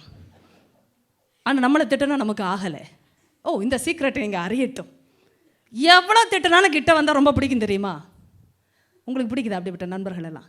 என்ன திட்டம், சுரண சூடு ஒன்றுமே கிடையாது. ஆனால் என்ன உள்ளுக்குள்ளே ரொம்ப சந்தோஷமாக இருக்குது. எவ்வளோ க்ளோஸாக இருக்கிறாப்புல பாருங்க. என்ன சொன்னாலும் உங்களை விட்டு எங்கேயும் போகிறதில்லை அவங்க. You develop a lot of affinity or probably respect for that person. ஏன் தெரியுமா? நம்ம சொல்கிறத கேட்டுட்டு நம்ம இன்னும் மதிக்கிறார்கள், நேசிக்கிறார்கள். இந்த கூட்டம் அப்படிப்பட்ட கூட்டம். என்ன திட்டு வாங்கினாலும் கூட இருக்கும். அப்பத்தை சாப்பிட்டுட்டு வழியில் பரிசேரின் புளித்த மாவை குறித்து எச்சரிக்கையாக இருங்கலாம் ஒருத்தர் தோசையை பற்றி நினச்சிட்டு இருக்கிறார். எவ்வளோ கடுப்பாக இருக்கும் ஒரு பெரியவருக்கு. அதாவது இந்த புத்தியே அவ்வளோதான். புளித்த மாவனோடனே இவர் இட்லி தோசை நினச்சிட்டு இருக்கிறார். நாம் அப்பங்கள் கொண்டு வராதபடினால் இப்படி பேசுகிறாராக்கும். ஆமாம், ஆக்கும். புளித்த மாவன் அவர் சொன்னதே ஆவிக்குரிய ஆழம். பிவேர் ஆஃப் த ஈஸ்ட்னா இவங்க உண்மையிலேயே ஈஸ்ட்டுக்குள்ளே போயிட்டாங்க. அவருடைய உபதேசத்தை குறித்து எச்சரிக்கையாருன்னு சொன்னதோட ஆழம் கூட தெரியல. இப்படிப்பட்ட ஆட்களை உருவாக்கிட்டு இருந்தார். எத்தனை பேருக்கு அதெல்லாம் புரியுது? அதாவது 3 நாள் பட்டினி இருந்ததை கூட பார்த்து பரிதவித்தவர் தேவன். ஏன் தெரியுமா? அதையும் சொல்லிடுறேன், நல்ல கவனிங்க. நம்ம கூட்டம் எப்படிப்பட்ட கூட்டம்? சீக்கிரம் அனுப்பிவிடும் ஆண்டவரே. ஐயோ சீக்கிரம் அனுப்பிவிடும், எங்கே போய் சாப்பாடு வாங்குவாங்க, நம்ம தலையில் எதாவது வந்துடக்கூடாது, அந்த பயம். இவ்வளோ நாள் உட்கார வச்சு போதிச்சதெல்லாம் இருக்கட்டும்பா, டைமுக்கு அனுப்புங்கப்பா. ஏன்னா போகிற வழியில் ஏதாவது கடை திறந்துருக்கணும்ல. நம்ம ஊரில் பேசியிருந்தா அப்படி தானே பேசியிருப்போம். கடை திறந்துருக்கணும்ல, டைமுக்கு அனுப்புனா தான் போய் எதாவது அப்பங்கள் வாங்க முடியும், இல்லைன்னா கடையெல்லாம் க்ளோஸ் ஆகிடும். ஆண்டவர் வேணும்னே க்ளோஸ் ஆகிற மாதிரி உட்காந்து பேசிட்டு நீங்களே அப்பங்கள் கொடுங்கன்னா இதை விட டென்ஷன் யாருக்கு வேணும்? நம்ம கூட்டத்தை பற்றி நமக்கே தெரியணும். ஏன்னா நம்ம அப்படிப்பட்ட ரொம்ப அக்கறை உள்ள மக்கள் நம்ம தான். சீக்கிரம் துரத்துறதுக்கு ரெடியாக இருப்போம். எப்படா மீட்டிங் முடிக்கலாம் நமக்கு பிரியாணி கிடைக்கும், அந்த பாயிண்ட் தான் இங்கே. ரொம்ப ஆவிலெல்லாம் நம்மளால் இருக்க முடியாது, ஏன்னா டைம் போயிடும், ரொம்ப டைம். ஆண்டவர் சொல்கிறான், அதுலேயும் ஒரு அற்புதம். அப்போது பசியோடு நீ இருக்கிறதுக்கு கூட பரிதாபப்பட்ட தேவன் அவர் ஒருவர் தான். இது எத்தனை பேருக்கு தெரியும்னு நினைக்கிறீங்க? தலித்தாகுமி சிறு பெண்ணே எங்கேருந்து எந்திரிச்சா? மரணத்திலிருந்து எந்திருந்தா. எத்தனை பெரிய அற்புதம்! அவளுக்கு என்ன வயது? 12 வயது. நமக்கு இருக்கிற டென்ஷன்லேயும் பிரமிப்புலேயும் நம்ம என்ன நடக்குது என்றே தெரியாமல் போகிற கூட்டம்தான். ஐயோ, இதில் அந்த 12 பேரையும் ஒவ்வொரு விதமாக அப்படி புரிந்து கொள்ள வேண்டும் என்றால் நாம் தான் அவர்கள். பிரமிப்பில் என்ன பண்ணுறதுனே பல பேருக்கு புரியாது. உடனே ஆண்டவர் ரொம்ப டென்ஷன் ஆகிற அந்த பிரமிக்கிற நேரத்தில் அப்படியே அந்த பேலன்ஸை கொடுப்பார் பாருங்க. அவளுக்கு ஆகாரம் கொடுங்கள். அவளுக்கு அப்பா அம்மாவே மறந்த சப்ஜெக்ட் இதெல்லாம். நீங்கள் சொல்லாதீங்க நான் ரொம்ப அன்பாக இருக்கிறேன். இயேசு சொன்னால் அது வேற. உங்கள் பிள்ளைகளை விட உங்கள் பிள்ளைகள் மேலே நீங்கள் வைத்திருக்கிற அன்பை விட அவர் வைத்திருக்கிற அன்பு என்பது ஈடு இணையில்லாதது. உயிரோடு எழுப்பினது மாத்திரமல்ல, உணவு கொடுக்க சொன்னவர் அவர்தான். அவள் எவ்வளோ நேரம் மரித்த பிறகு அந்த வயிற்றில் ஆகாரம் இல்லாமல் கிடந்தாள் என்பது அவருக்கு தான் புரிந்தது. 12 வயது சிறுமிக்கு பசி ஜாஸ்தி. அவன் நடக்க ஆரம்பித்த உடனே சாப்பாடு கொடுன்ட்டார். இதை போல் அன்பு யாருக்கு இருக்கு? ஆனால் அவர் ஒன்றை சொன்னால் நம்ம என்ன சொல்லுவோம்? இப்போவும் அப்பம் தூக்கிட்டு வரல போல், அதனால தான் சொல்கிறார். இந்த உலகத்தோடையே இணைச்சி பழகிட்டோம் நம்ம எல்லா ஆடத்தையும். அதனால தான் அவர் தனியாக உட்கார்ந்துருக்கும்போது அவருடைய உபதேசமெல்லாம் ரொம்ப வித்தியாசமான பரிமாணங்களை தொடுகிறது. அவர் அப்படி சொல்லி கொண்டிருக்கும்போதே இவர்களுக்கு அது புரிய வேண்டுமே. நீங்கள் இப்பொழுதே சுத்தமாக இருக்கிறீர்கள். நம்மளாம் என்ன பண்ணுவோம்? இந்த உலகத்தில் இருக்கிறவங்க எல்லாரோட விட நான் சுத்தமாக இருக்கேன் அப்படின்னு போகும்போதே அசுத்தமாகிட்டே போயிட்டுருப்போம். திரும்ப வந்து அவர் பேசினாதான் என்ன நடந்ததுன்னே தெரியும். எத்தனை பேருக்கு அது புரியுது? நமக்கு இருக்கிற சந்தோஷத்தில் நம்ம என்ன பண்ணுறதுனே தெரியாமல் சில நேரம் பண்ணுற விதங்கள் நம்மையே அழுக்காக்கி விடும். நிறைய பேர் பார்த்துருக்கீங்களா? புது சட்டை போட்டோன்னே சின்ன பிள்ளைங்க ஐயோ குஷியில் ஓடி போய் முதல்ல குழியில் விழும். புது சட்டை போட்டிருக்காங்களாம். எத்தனை பேருக்கு அதெல்லாம் புரியுது? அது சேரோ மண்ணோ அழுக்கோ சகதியோ அதெல்லாம் முக்கியம் இல்லை. நான் புது சட்டை போட்டிருக்கேன், அவ்வளோதான் பாயிண்ட். கடைசியில் அதை பார்க்குற தாய்க்கு இருக்கிற நெஞ்சு வேதனை, வாங்கி தந்த தகப்பனுக்கு இருக்கிற எரிச்சல், இது எப்படி மறுரூபமாக்குவது எனக்கு இன்னும் புரியலைங்க. அது என்ன டிட்டர்ஜெண்ட்டை போட்டு தாய்மார்கள் துவைக்கிறாங்கன்னு தெரியல, எதை போட்டு அழுக்கை எடுக்கிறார்கள்னு தெரியல. அதை நான் தனிப்பட்ட விதத்தில் ஆலோசிக்கணும். ஏன்னா அவ்வளோ அழுக்கையும் கரை திரையும் எப்படி மாற்றுவது? ஆனால் இதுக்கு இருந்த குஷி புது சட்டை. நீங்கள் நிறைய விஷயம் நமக்கும் அப்படி தான். ஐயோ அபிஷேகம் வந்துருச்சுன்னா வர்ற குஷி அதிலே போய் விழுந்துருவோம் எங்கேயாவது. கடைசியில் எதுக்கு அங்கே போனோம் நமக்கும் தெரியாது, விழுந்ததும் தெரியாது, அது வேறு விஷயம். அப்புறம் ஏதோ ஒன்று எங்கேயோ குழப்பத்தில் இருக்கும், ஜெபம் ஓடாது, அக்கினி கொஞ்சம் இறங்கி இருக்கும். இன்னும் சொல்லப்போனால் அக்கினியே வராது. எவ்வளோ ஜெபிச்சாலும் அந்த அக்கினி வராது. சபையில் இருந்த மாதிரி வீட்டில் தெரியாது. இது எத்தனை பேருக்கு இருக்கிற குழப்பம்? சொல்ல மாட்டீங்க. நீங்கள் நல்லா நடிப்பீங்க, ஏன்னா இதை நான் தான் எடுத்துக்கணும் பொறுப்புன்னு நீங்கள் விரும்புகிறீர்கள். பரவாயில்லை, நானே எடுத்துக்கொள்ளுறேன். நிறைய நேரம் இது குழப்பம். என்னடா சபையில் நல்லா தானே ஃபீல் ஆச்சு, அதே இயேசுவின் நாமத்தில் தானே இங்கேயும் ஜெபிக்கிறேன், ஃபீல் ஆகலையே. ஆஃபீஸ் போனால் அவர் இருக்கவே மாட்டார், அது வேறு விஷயம்.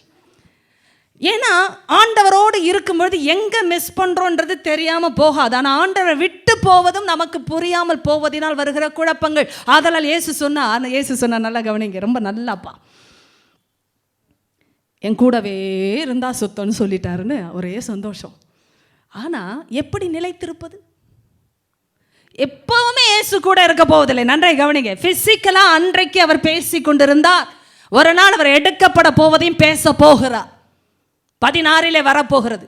இதற்கு மேல் நான் சொன்னா உங்களுக்கு தாங்காதுன்னு சொல்லிட்டார். துக்கம் கூட இருந்தால் சுத்தம் என்ற வார்த்தை சந்தோஷம். நாங்கள் கூட தானே இருக்க போகிறோம், நீங்களும் எங்களோட தானே இருக்க போகிறோம். இல்லை, ஒரு நாள் சரீர நிலைமையில் இந்த நெருக்கம் மாறப்போகிறது. கூடவே நான் இருக்க போவதில்லை, கூடவே இருந்து நான் பேசி நீங்கள் கேட்க போவதில்லை. ஆனால் நான் எடுத்துக்கொள்ளப்படும் பொழுது ஒரு காரியம் சம்பவிக்க போகிறது. அன்று என் நாமத்தினாலே நீங்கள் வேண்டிக் கொள்ள போகிறீர்கள். என கவனிங்க, இந்த இன்டிமசியை ஆண்டவர் மாற்ற விரும்பவில்லை. ஆதலால் சொன்னால் சரீர நிலைமையில் வந்த நெருக்கத்தை அவர் பேசவில்லை, உபதேசத்தினால் வந்த நெருக்கம். ஆமென் என்று சொல்லுங்க. இது உருவத்தால் வந்த நெருக்கம் அல்ல, உபதேசத்தினால் வந்த நெருக்கம். ஆதலால் அவர்கள் புரிந்து கொள்ள வேண்டும், இயேசுவை பார்க்கும் வரைக்குமா எனக்கு பரிசுத்தம்? இல்லை, என்னை பார்க்காமல் இருக்கும் பொழுது கூட என் வார்த்தை நிமித்தம் உனக்குள் பரிசுத்தம், அது நிலைத்திருக்கிற பரிசுத்தம். எத்தனை பேருக்கு அதெல்லாம் புரிகிறது? நல்ல கவனிங்க. அதனால தான் என்ன பாருங்களேன், பரிசுத்த வாழ்க்கையெல்லாம் ஸ்பான்டேனியஸாக இருக்கணும் ஒரு கிறிஸ்டியனுக்கு. You shouldn't be putting on a show. You are not here to try to or pretend to act like a holy person. No, யாருக்காகவோ போட்டுக்கிறது, நடிக்கிறது, காட்டிக்கிறது பரிசுத்தம் இல்லை. என்ன நல்லா கவனிங்க. As a woman or as a man you are a dignified vessel. யாருக்காகவோ போட்டுக்கிட்டு இருந்தால் அந்த பரிசுத்தெல்லாம் பரிசுத்தம்னு சொல்லக்கூடாது. ஏன் தெரியுமா? அப்படி வராது பரிசுத்தம். என்ன கவனிங்க, அப்பா அம்மா பார்க்கறதுக்காக, கணவன் மனைவியை பார்க்கறதுனால, மனைவியை கணவர் செக் பண்ணுறதுனால, பிள்ளைகளை பெற்றோர்கள் கண்காணிக்கிறதுனால, இல்லை என்றால் கல்லூரியில் ஆசிரியர்கள், இல்லை என்றால் கல்லூரி முதல்வர் காண்கிறதுனால என்றெல்லாம் பரிசுத்தத்தை மெயின்டைன் பண்ண முடியாது. எத்தனை பேருக்கு அதெல்லாம் புரியுது? பரிசுத்த வாழ்க்கை என்பது is a spontaneous life style. ஒரு கொடிக்கு சாரத்தை உள்ள போகிறது அப்படின்றதெல்லாம் அதுக்கு தெரியாது. சாரம் இருப்பது தான் அதனுடைய இயல்பான வாழ்க்கை. எத்தனை பேருக்கு கொடியின் அன்பு புரிகிறது, கொடியின் இணைப்பு புரிகிறது? கொடியாக இருப்பதன் காரணம் நான் சொன்னேன், அது உலர்ந்தால் கூட கொடி அல்ல. எத்தனை பேருக்கு அது புரிகிறது? கொடி உலர்ந்தாலும் கொடி அல்ல. அதனால் தான் அது அக்கினிக்கு ஏதுவாக சேகரிக்கப்படுகிறது, சேர்த்து வைக்கப்படுகிறது. காரணம், ஒரு கொடியின் தன்மையை கொடி இழக்கும் என்றால் அது கொடி அல்ல. ஆனால் அது சாரத்தோடு இருப்பதே அதன் தன்மை. Try and understand this. You no need to act before people as though you are holy. But the holy lifestyle is a spontaneous life for a believer, for a child of God. ஆண்டவருடைய பிள்ளைக்கு, தேவனுடைய பிள்ளைக்கு பரிசுத்தமாக வாழறது என்பது இயல்பாய் வர வேண்டும். ஆமென். அது இயல்பாய் வரவில்லை என்றால் போட்டுக்கொண்டதாகும், காட்டிக்கொள்வதாகும், நடிப்பதாகும். இது எதுவும் தேவன் விரும்பாத காரியங்கள். நீங்க யாருக்காகவும் நடிக்க வேண்டாம். எத்தனை பேருக்கு அது சந்தோஷமான விஷயம்? ஆண்டவர் சொன்னா, என்ன பார்க்கறதுனால நீ நல்லா இருக்கிறதா நான் சொல்லலை. எத்தனை பேருக்கு அது காதுகள் திறக்கிறது? இயேசு நாமத்தை. இது முக்கியமான ரகசியம். திரும்பவும் சொல்லுகிறேன், முக்கியமான ரகசியம். உடைய காதுகள் திறக்கட்டும். என்னை பார்த்து கொண்டு இருப்பதினால் பரிசுத்தமான என்று இயேசு சொல்லவில்லை. ஆமே. என்னை பார்த்து கொண்டு இருப்பதினால் பரிசுத்தமான என்று இயேசு சொல்லவே இல்லை. நான் சொன்ன உபதேசத்தினாலே நீங்கள் இப்பொழுதே சுத்தமாயிருக்கிறீர்கள். சொன்ன அப்படின்னா இணைப்பே அவர் பேசின வார்த்தைகளால் வந்தது. ஆமென். பேசினவர் தேவன் தான், பேசினவர் பரிசுத்தர் தான். ஆனால் அவர் பேசினாலே போதும், அந்த லிங்க் அங்கே தான் வருது. என்ன கவனிங்க, if you can listen to God's voice, if you can know what he is up to, இஃப் யூ கேன் discern and understand what he is talking to you, then you are already sanctified. அவர் கேட்கிறத புரிந்து கொள்ளுகிற நிலைமையில் இருந்தால் போதும், நீங்கள் சுத்திகரிக்கப்படுகிற ஆளாய்த்தான் இருக்கிறேன். இப்படிப்பட்ட ஆளுக்கு மனுஷனை கண்டு சூழ்நிலை கண்டு பயமே இல்லை. ஆமென் சொல்லிடுங்க. மனுஷனை கண்டு சூழ்நிலை கண்டு பயமே இல்லை. காரணம், அவர்கள் கேட்கிற தூரத்தில் இருக்கிறாங்க. கர்த்தர் சொன்னார், இப்போ பாரு, நீ சுத்திகரிக்கப்பட்டா என்று உனக்கே தெரியும். ஏன்னா அவரோட அந்த உபதேசத்தில் சுத்திகரிப்பு வந்து கொண்டு இருக்கும்போது அவர்களுக்கே தெரியும், நான் சுத்தமாக இருக்கிறேன். என்ன கவனிங்களேன், when Jesus speaks something is beyond a normal teaching. அதனால தான் ஜனங்களை பிரமித்தார்கள். இவர் வேதபாரகரை போலவோ பரிசேயரை போலவோ போதியாமல் அதிகாரமுடையவராய் போதிக்கிறார். இவருடைய வார்த்தைகளுக்கு அசுத்தாவிகளும் கீழ்ப்படுகிறது. அதிகாரத்தோடு அசுத்தாவிகளுக்கும் கட்டளையிடுகிறார், அவைகள் கீழ்ப்படிந்து விலகி போகிறது. There's something about his teaching. என்ன கவனிங்க, அசுத்த ஆவிகள் ஏசு பேசினா இருக்க முடியல. as simple as it is. ஏசப்பா பேசினா அசுத்தாவி இருக்க முடியல. ஆமென் சொல்லி பெற்றுக்கொள்ளும். ஏசு பேசும்போது அசுத்தாவி கிரியை செய்ய முடியாது. அது மாத்திரமல்ல, அங்கே இருக்க முடியாது, ஓடிடும். அவ்வளோ அழகாக அவருடைய வார்த்தை சுத்திகரிக்கும். அப்போது ஒரு மனுஷனுக்குள்ளே எவ்வளோ ஆழத்தில் அது கிரியை செய்ய முடியும். என்ன கவனிங்க, ஒரு அசுத்தாவியே தாங்க முடியாமல் ஓடுகிறது என்றால், ஒரு மனுஷனுடைய இருதயத்தில் இருக்கிற ஆழத்தில் இருக்கிற அசுத்தங்களை அவருடைய வார்த்தை கடந்து போகும் என்றால் சுத்திகரிக்காது. ஆமென். அசுத்தத்திற்கு இடம் இல்லாமல் விரட்டி விடும் என்ற அர்த்தம். இப்போ ஏசு ஒரு சீக்ரெட், அதான் ஆழத்துக்குள்ளே போகும்போது உங்களுக்கு அட்டாக் வரும். எத்தனை பேருக்கு அதெல்லாம் புரியுது? அப்படியே நல்லா தான் பார்த்துட்டு இருப்போம், அப்படியே இழுக்கிற மாதிரி இருக்கும். அப்புறம் ரெண்டாகும், பார்க்குற ஆள் ரெண்டாக தெரிவாங்க. சில நேரம் நாளாக கூட தெரியும். இவங்க அசுத்தாவின்னு சொன்னாங்க, சிஸ்டர் நாளாகிட்டாங்களே. நல்லா கவனிங்க. நான் ஒரு தடவை ஆப்ரேஷன் தியேட்டரில் இருந்தேன். I did my hospital management. அதையும் சொல்லி சில மாதிரி ஆப்ரேஷன் தியேட்டர்னு இந்த அம்மா நர்ஸாக இருந்தாங்க போல இருக்குன்னு. நான் நர்ஸாக இருந்தால் ஒத்துக்கிறேங்க, நான் நர்ஸ் கிடையாது, இல்லாத ஆளாக நான் இருக்க விரும்பலை. I did my hospital management. I love medicine. Doctor ஆகணும்னு நினச்ச ஆளை ஆண்டவர் அடக்கி எப்படியோ ஹாஸ்பிட்டலில் ஒரு ஆளாக மாற்றினார். ஆனால் அட்மினிஸ்ட்ரேஷனில் இருந்தேன். அப்போ எங்களுக்கு இந்த மெடிசன் 1 year ஸ்டடீஸில் எங்களை ஆப்ரேஷன் தியேட்டர்லாம் போகிறதுக்கு பெர்மிஷன் உண்டு. என் வாழ்க்கையில் நான் ரொம்ப தைரியமான ஆளுன்னு தான் நினச்சிக்கிட்டு இருந்தேன். அது வரைக்கும் போனது இந்த அப்பெண்டிசைட்டிஸ். அது இந்த சைடாமா? கரெக்டாக சொன்னேன், ரைட். இந்த அப்பெண்டிசைட்டிஸ் அந்த ஆப்ரேஷனுக்கு போயிருந்தேன். சின்ன அந்த குடலில் நுனியில் இருக்கிற ஒரு வால் பழுத்ததை எடுப்பாங்க. எல்லாரும் தான் போயிருந்தோம், நானும் தான் போயிருந்தேன். முகமூடியெல்லாம் போட்டு, தலையிலெல்லாம் டோப்பா போட்டு, க்ளவுஸ் எல்லாம் மாட்டி, ரொம்ப த்ரில்லாக இருந்தது எனக்கு. ஏன்னா அதை பார்க்க அவ்வளோ ஆசை எனக்கு. டாக்டர்ஸோட விஷயம்லாம் பார்க்கணும், பார்த்துக்கிட்டு தான் இருந்தேன். நல்ல வேலை விழலாமா. அதாவது அனஸ்தட்டிஸ்ட்டு ஈத்தர் ஒன்றை போட்டுக்கிட்டு இருந்தார். அது பேர் ஈத்தர், எஸ்தர் இல்லை. அதை வாசனையை நுகர்ந்துக்கிட்டு இருக்கேன், எனக்கே தெரியல ஏதோ ஆயிட்டுருக்குன்னு. நான் இப்போ நிறைய நேரம் நம்ம கண்ட்ரோலில் இருக்கோன்னு இந்த குடிகாரங்க சொல்கிற நிலமை மாதிரி தான். நான் எவ்வளோ குடித்தாலும் ஸ்டெடியாக தான் இருக்குன்ற மாதிரி நானும் நல்லா ஸ்டெடியாக தானே இருக்கிறோம், ஆனால் என்னப்பா இழுக்குதுன்ற மாதிரி ஆயிடுச்சு. எல்லாரையும் கவனிக்கிறேன், அவங்கவுங்க ஸ்டெடியாக தான் இருக்கிறேன். ஏன்னா அவங்க மூக்கில் ஈத்தர் ஒரு கிரியும் செய்யலை. எனக்குள்ளே போன ஈத்தர் என்னை மயக்கிட்டு இருக்குன்னு எனக்கு தெரியல. பாருங்க, முகந்ததற்கே இந்த நிலைமை. நான் டாக்டராக இருந்தால் பேஷண்ட்டோட நிலைமை. ஆண்டவர் எவ்வளோ நல்லவர், அதனாலேயே என்னை டாக்டராகாமல் தடுத்தார் என்பது எவ்வளோ பெரிய ஒரு வெளிப்பாடு என்று அன்றுதான் புரிந்து கொண்டேன். வெளியில் வந்து அப்படியே தலையை பிடிச்சிக்கிட்டு உட்காந்துட்டு, எவ்வளோ கேவலம், இவ்வளோ ட்ரெஸ்ஸை மாட்டிக்கிட்டு உள்ளே போய் நின்றுட்டு தூணுக்கு கீழே வந்து சரிஞ்சுக்கிட்டு வெளியில் வராண்டாவில் ஏதோ தர கிடச்சா போதுன்னு உட்காந்துட்டேன். போகிறவங்க வரவங்களாம் என்னை ஒரு மாதிரி விந்தையாக பார்த்தாங்க, என்ன நடக்குது. அதாவது அப்புறம் தான் கண்டுபிடிச்சேன், என்னம்மா ஆச்சுன்னா, உனக்கு அது ஒத்துக்கலை போல இருக்குது, அனஸ்தீஷியா. நிறைய நேரம் இப்படி தான் நீங்களும் இருப்பீங்க பைபிள் ஸ்டடியில். 1.5 மணி நேரம் என்னை யாரும் தூங்க வைக்க முடியாது, என்னை யாரும் மயக்க முடியாதுன்னு நினைப்பீங்க. ஆனால் மயக்கம் பாருங்கள், பிசாசு உங்களுக்கே தெரியாது. அதுக்கு தான் இவ்வளோ பில்டப் நான் பண்ணுது. அதனால் கவனம் எப்போ வரணும் தெரியுமா? ஆடத்துக்குள்ளே போகும்போது. ஏமே ஒவ்வொரு ஸ்டெப்பாக இப்போ அறுவை ஆப்ரேஷன் செய்கிறதுக்கு முன்னாடி மயக்க மருந்து கொடுத்தது பேஷண்ட்டுக்கு தான், உங்களுக்கு இல்லை. ஆண்டவர் என்ன செய்கிறார்? நம்மை விழிப்பாய் கவனிக்கும்படி அழைக்கிறார். ஆமென். அப்போ கவனிங்க, நீங்கள் ஆழத்துக்குள்ளே போகும்போது உங்களை அறியாமலேயே சில நேரம் இப்படி போயிட்டுருக்கும். அது எனக்கு உண்மையாக தெரியும். Do you think it's a natural attack? No. நல்லா கவனிங்களே. நீங்கள் இப்போ வீட்டுக்கு போனால் ஒரு 5 மணி நேரம் தூங்க மாட்டீங்க குறைஞ்சது. ஏன்னா அந்த டெலிவிஷனில் போய் அப்படி அது அப்படி பார்க்கும்போதே கண்ணெல்லாம் அப்படியே பிரைட் ஆகி, கையில் என்ன கொடுத்தாலும் வாயில் போகும். ஏன்னா அந்த மாதிரி ஒரு ஈடுபாடு. நீங்கள் சொல்லாதீங்க எனக்கு ரொம்ப டயர்டாக இருக்குது சிஸ்டர், உங்களுக்கு தெரியாது நான் வேலையிலேருந்து வந்ததுனால என் கண் எடுக்குதுன்னாதீங்க. அது இங்கே தான் இழுக்கும், வீட்டில் இழுக்காது. தெருவில் போனால் சில பேருக்கு சில விளம்பரத்தெல்லாம் பார்த்தா இழுக்கவே இழுக்காது. அதுக்குன்னே லைட் போட்டு வச்சுருக்குறாங்க. நைட்டானால் பளபளன்னு சுற்றி சீரியல் லைட்டோடு சிலதை ஓட்ட விட்டாங்கன்னா சிக்னலில் சில பேர் ஆக்சிடென்ட் ஆகி செத்தாலும் பரவாயில்லன்னு போடுறாங்க.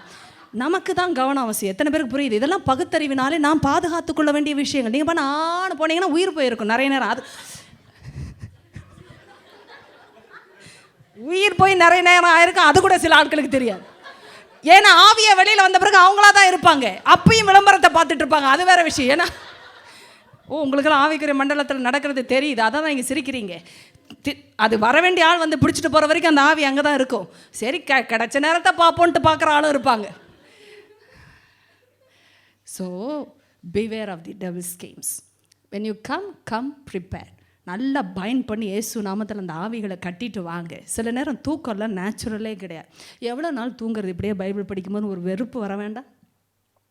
டாக்டர்ஸ்க்கெலாம் இப்படி வரப்போய் தான் அவங்களாம் ஆப்ரேஷன் பண்ணுற அளவுக்கு போயிருக்கான்.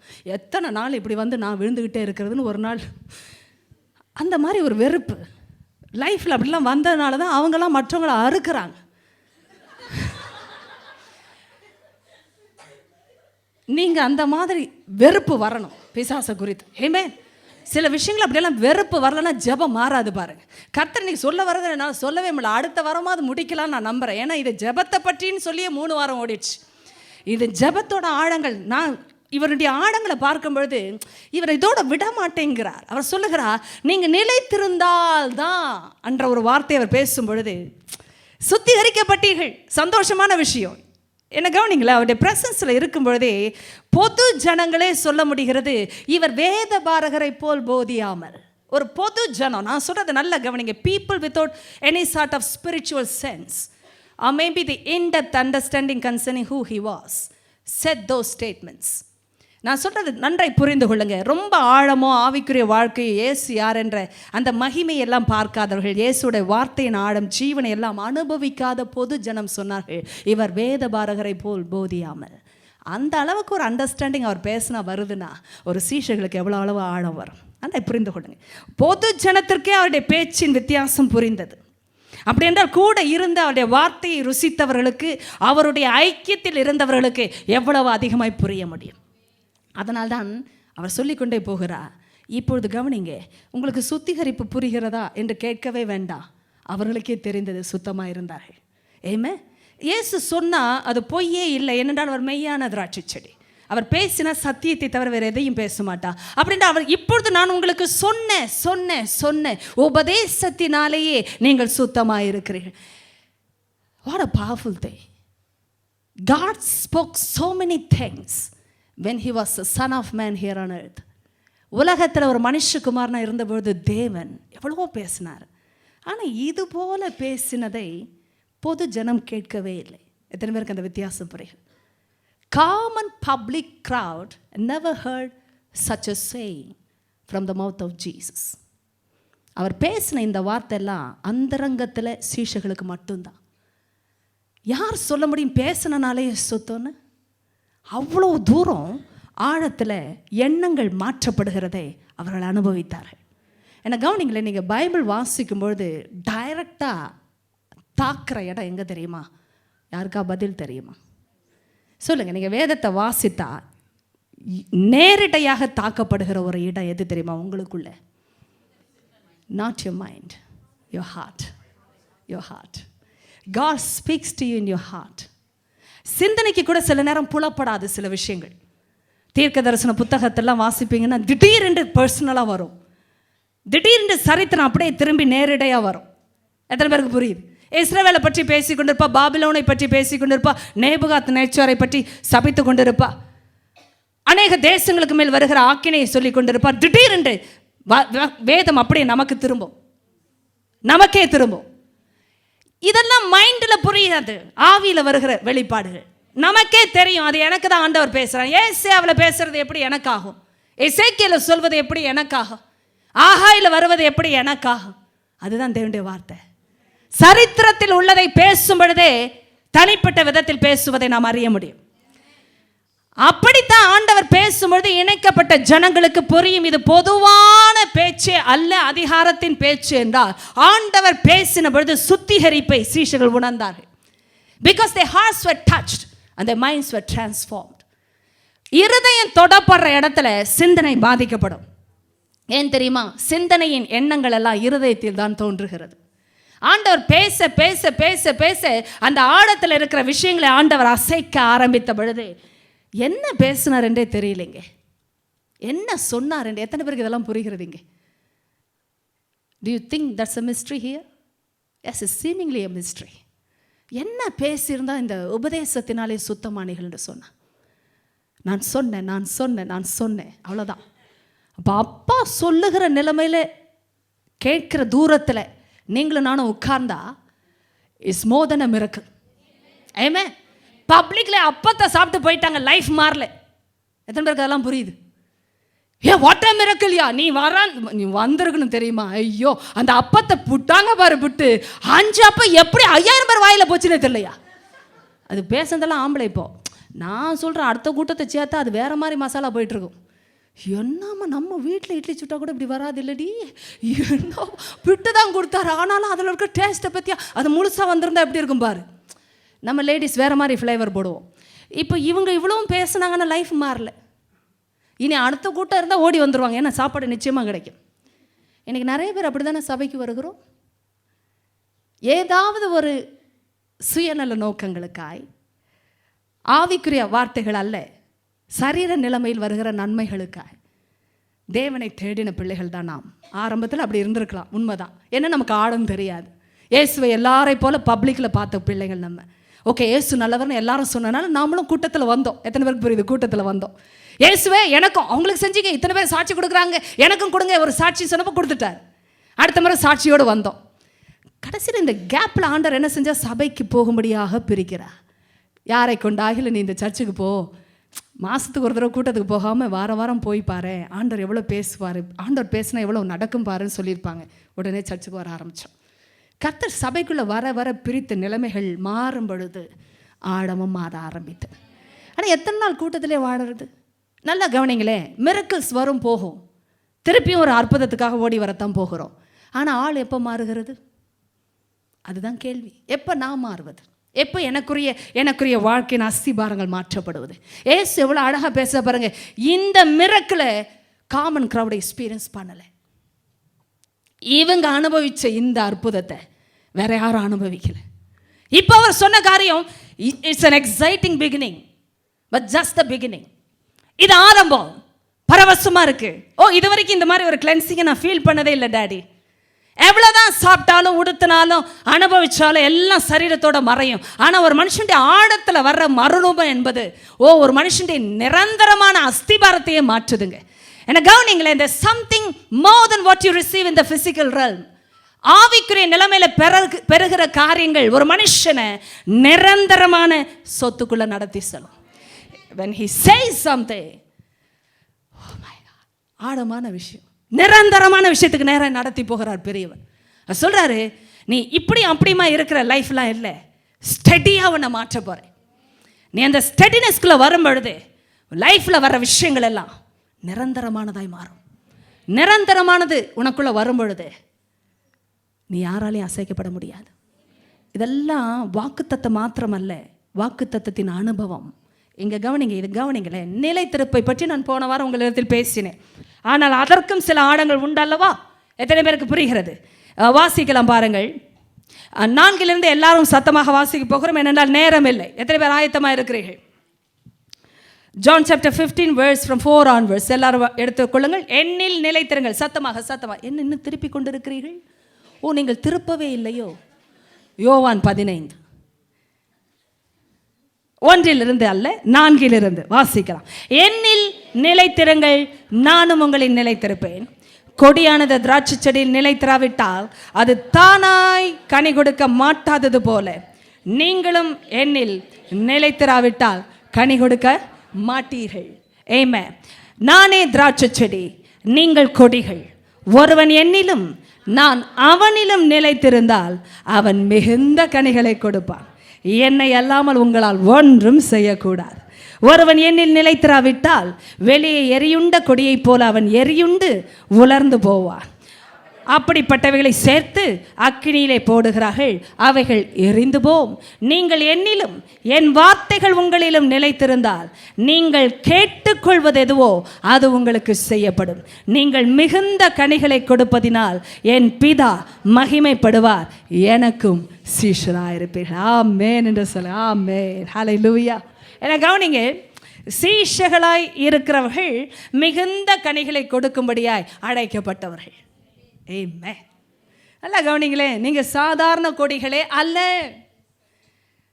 இதிலும் எனக்கு ஆச்சரியம் என்ன என்றால், நீ சிறப்பான கொடியாய், அதிக பரிசுத்தமான கொடியாய். எத்தனை பேருக்கு அந்த வசனம் புரியுது? இப்போ நான் சொல்லுகிற வசனங்கள் இது தேவ வசனம் அல்ல. நீ சிறந்த கொடியாய், பரிசுத்த கொடியாய், பலமான கொடியாய். ஏதாவது பேசியிருக்கிறாரா? அங்கே கொடி கொடி என்று தான் சொல்லுகிறார். நீ குண்டு கொடியாய், நீ பலத்த கொடியாய், நீ தடித்த கொடியாய், நீ பரிசுத்த கொடியாய், நீ உடையாத கொடியாய், என்றுமே அசைகிற கொடியாய். அப்படி இல்லாமல் பேசினார்.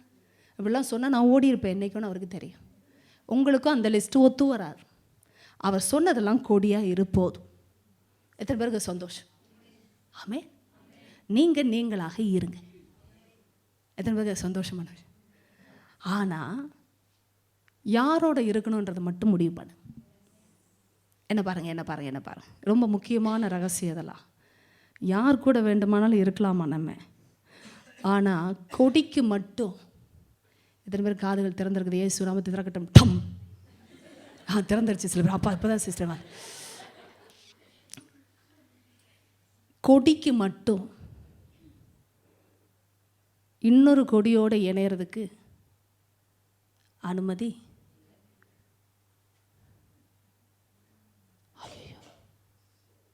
எல்லா கொடியும் ஒரே செடியில் தான் இருக்குது.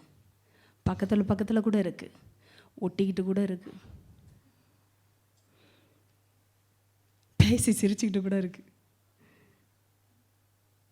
தட்டி கொடுத்துட்டு கூட இருக்குது, கட்டி அணைத்துக்கிட்டு கூட இருக்குது, சிக்கிக்கிட்டு கூட இருக்குது. புரியுதுங்களா? சிக்கிட்டு வெளியில் வர முடியல. சில கொடிகளை போய் தோட்டக்காரரை பிச்சு போடணும். ஒதுங்கு. ஏன் இப்படி முட்டிக்கிட்டு கிடக்கிறேன்? இலையும் மாட்டிக்கிச்சு, கனியும் மாட்டிக்கிச்சு, அதனால் சரியாக சுவாசிக்க கூட முடியல. அவ்வளோ ஐக்கியத்தில் இருக்காங்க சில பேர். பிரித்து விடணும் சில பேர். அதை நான் சொன்னது தவறான அர்த்தத்தில் அல்ல, நல்ல அர்த்தத்தில். ஆனால் இணைப்புன்னு வந்தால் மட்டும் எங்கே இருக்கணும் கொடி? ஆமேன் என்று சொல்லி பெற்றோம். ஏன் சில நேரம் கத்தி வருது தெரியுமா? அதுதான் ஒரு கொடிக்கு இருக்கிற சிக்னிஃபிகன்ஸ், சிறப்பு அம்சம் செடியோடு ஒட்டி இருக்கிறதாயா. If you fail to have the connection and the abiding relationship with the true vine, you miss out on the sap, nourishing sap itself. ஒரு கொடிக்கு இன்னொரு கொடியால் சாரம் இல்லை. எல்லா கொடிக்கும் வேண்டிய சாரம் செடியில் தான் இருக்குது. நான் ஒன்றை சொல்லட்டும், ரகசிய அறையில் பேசுகிறேன். சபையின் சாரம் இது. It's not talking about your fellowship with each other, because God himself initiated that fellowship among the holy people, among the sanctified people. ஆண்டவரை சொல்லிட்டு ஆண்டவரை வேண்டாம்லாம் சொல்லலை. இந்த கான்டெக்ஸ்டில் கர்த்தர் பேசும் பொழுது என்னோடே இணைந்திருக்க அழைக்கப்பட்டா என்றால் வேறு எதோடும் இணைவதனால் சாரம் வராது, தேவனோடு தான் இணைக்கப்பட வேண்டும். Amen. It's more than a fellowship. எத்தனை பேருக்கு ஃபெலோஷிப்புக்கும் இணைப்புக்கும் வித்தியாசம் புரியுதுப்பா?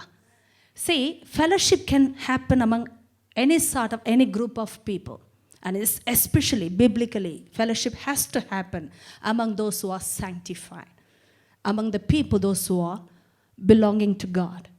ஆனால் நான் சொல்கிறது பொதுவான அர்த்தம், ஐக்கியம், நட்பு, சகவாசம் என்பதெல்லாம் ஒவ்வொரு கேட்டகரியில் இருக்கும் பொழுது இயேசு பேசின இணைப்பு என்பது அவரோடு மாத்திரம் வைக்கிற இணைப்பு. என்ன நல்லா கவனிங்க, ரொம்ப ஆழத்தில் போயிட்டுருக்கு, எனக்கு அது சென்ஸ் ஆகுது. நீங்கள் யார் கூட வேணாலும் உலகத்தில் போய் வேலை பார்த்து பார்ட்னர்ஷிப்பில் இருந்து எதை வேணுமானாலும் செய்துவிட்டு வரலாம், வீட்டை நடத்தலாம், குடும்பத்தை நடத்தலாம், பொறுப்புகளில் இருக்கலாம், அதெல்லாம் யுவர் ரெஸ்பான்சிபிலிட்டி, அதை ஆண்டவர் சொல்லலை. But when it comes to the connection, எது காட்டுது தெரியுமா? அது இந்த கனெக்ஷனு உங்கள் லைஃப் எதில் இருக்குது என்றதை காட்டுது. எத்தனை பேருக்கு புரியுது? அதெல்லாம் உங்கள் லைஃப் எதில் இருக்குன்றது தான் உங்கள் தொடர்பை காட்டுது. You don't talk to me about your job here. You don't tell me how much you earn. You don't tell me about your position in the society. You don't tell me about your status here. You don't tell me how much you own, how much of your wealth. I'm not talking about any of this. This is about your lifeline. உங்கள் ஜீவனுக்குரிய இணைப்பை பற்றி இயேசு பேசுகிறார்.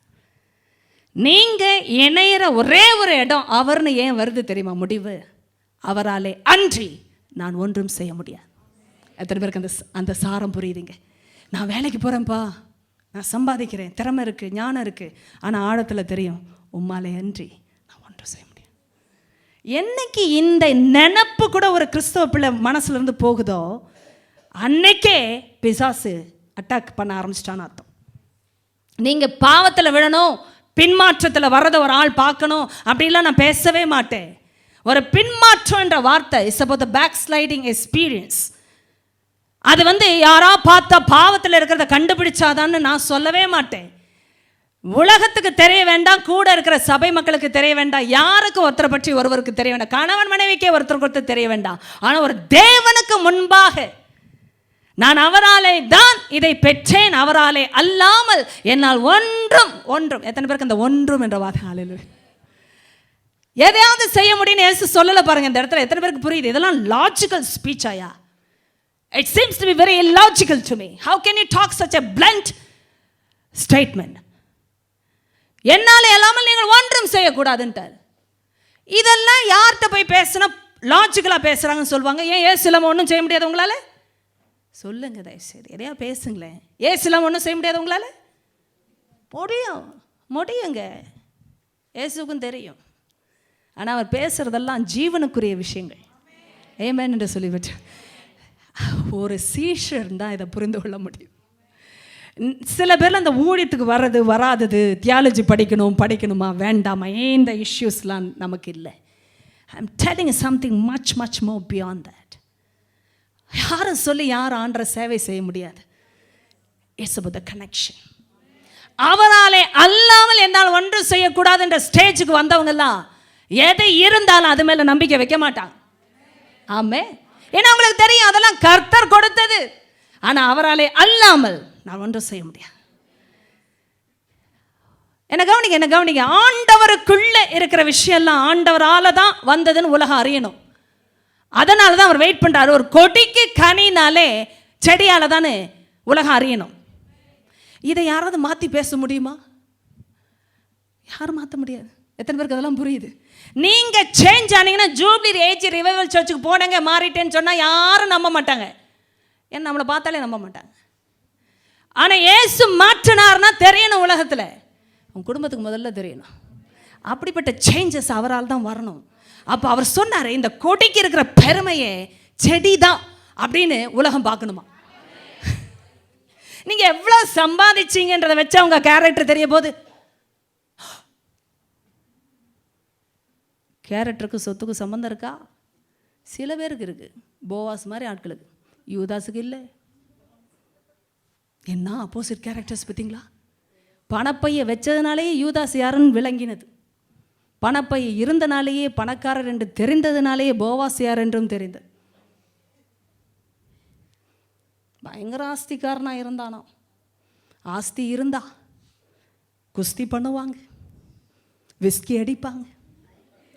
எங்கெங்கே character இருக்கும்? நீங்கள் சொல்கிற மாதிரிலாம் வேதம் சொல்லலைங்க. நல்லா கவனிங்க. பணம் இருந்தால் கேரக்டர் இல்லைன்னு யாராவது பிரசங்கம் பண்ணிங்கன்னா அது வேதத்தில் இல்லை. ஆபிரகாம் பணக்காரர் தெரியுமா? செல்வ சீமானாக இருந்தார். நீதிமான்களை தேவனுக்கு முன்பாக இருந்தவங்களாம் நிறைய பேர் பணக்காரங்களாக இருந்தாங்க. நீங்கள் பணம்னா பேய்னு சொன்னீங்கன்னா பேயே வேற. அங்கே உள்ளத்தில் இருக்கிறது தான் பேய்.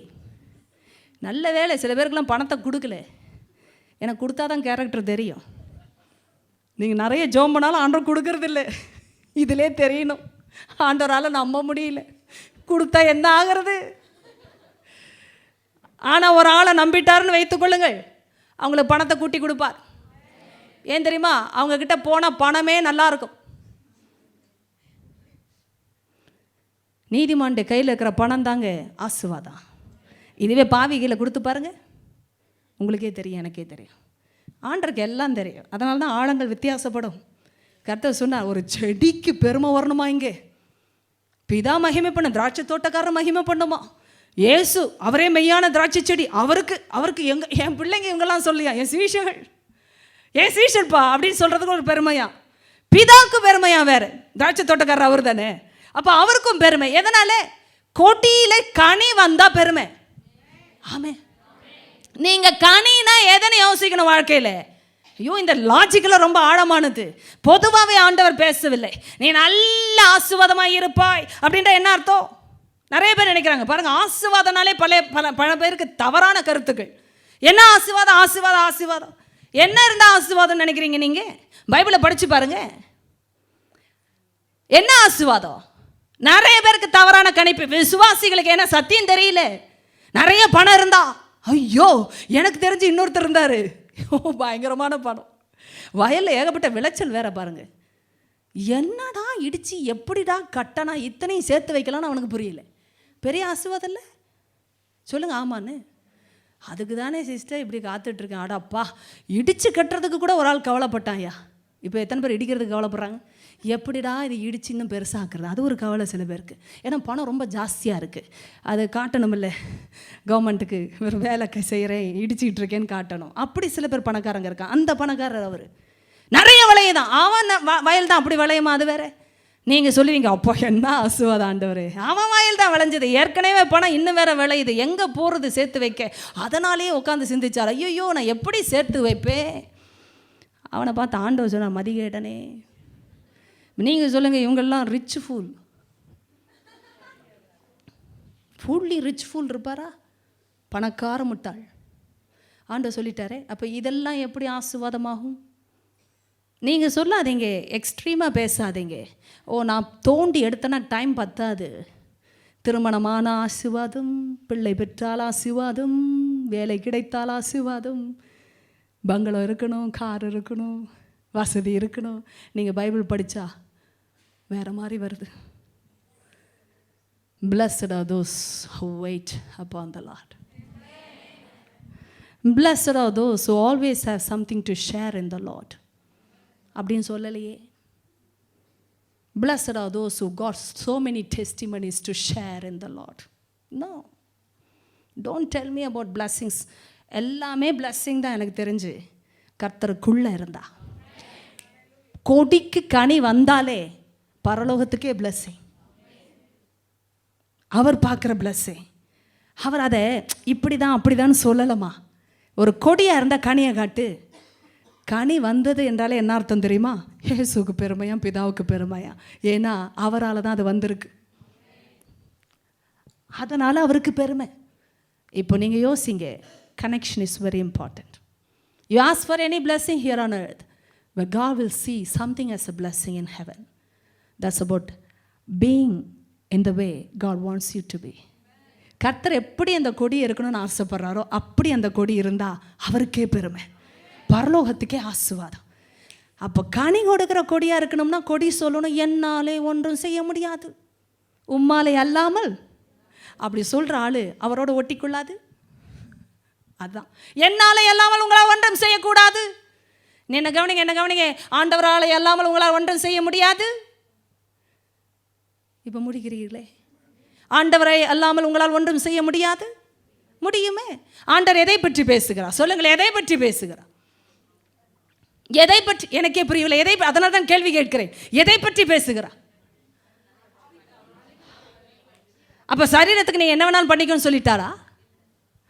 நீ வேலைக்கு போ, சம்பாதி, என்ன வேணாலும் செய்யும் சரீரத்தை வச்சு. ஆவி ஆவி ஆவி ஆவியில் மட்டும் என்னோட இருன்னு சொன்னாரா?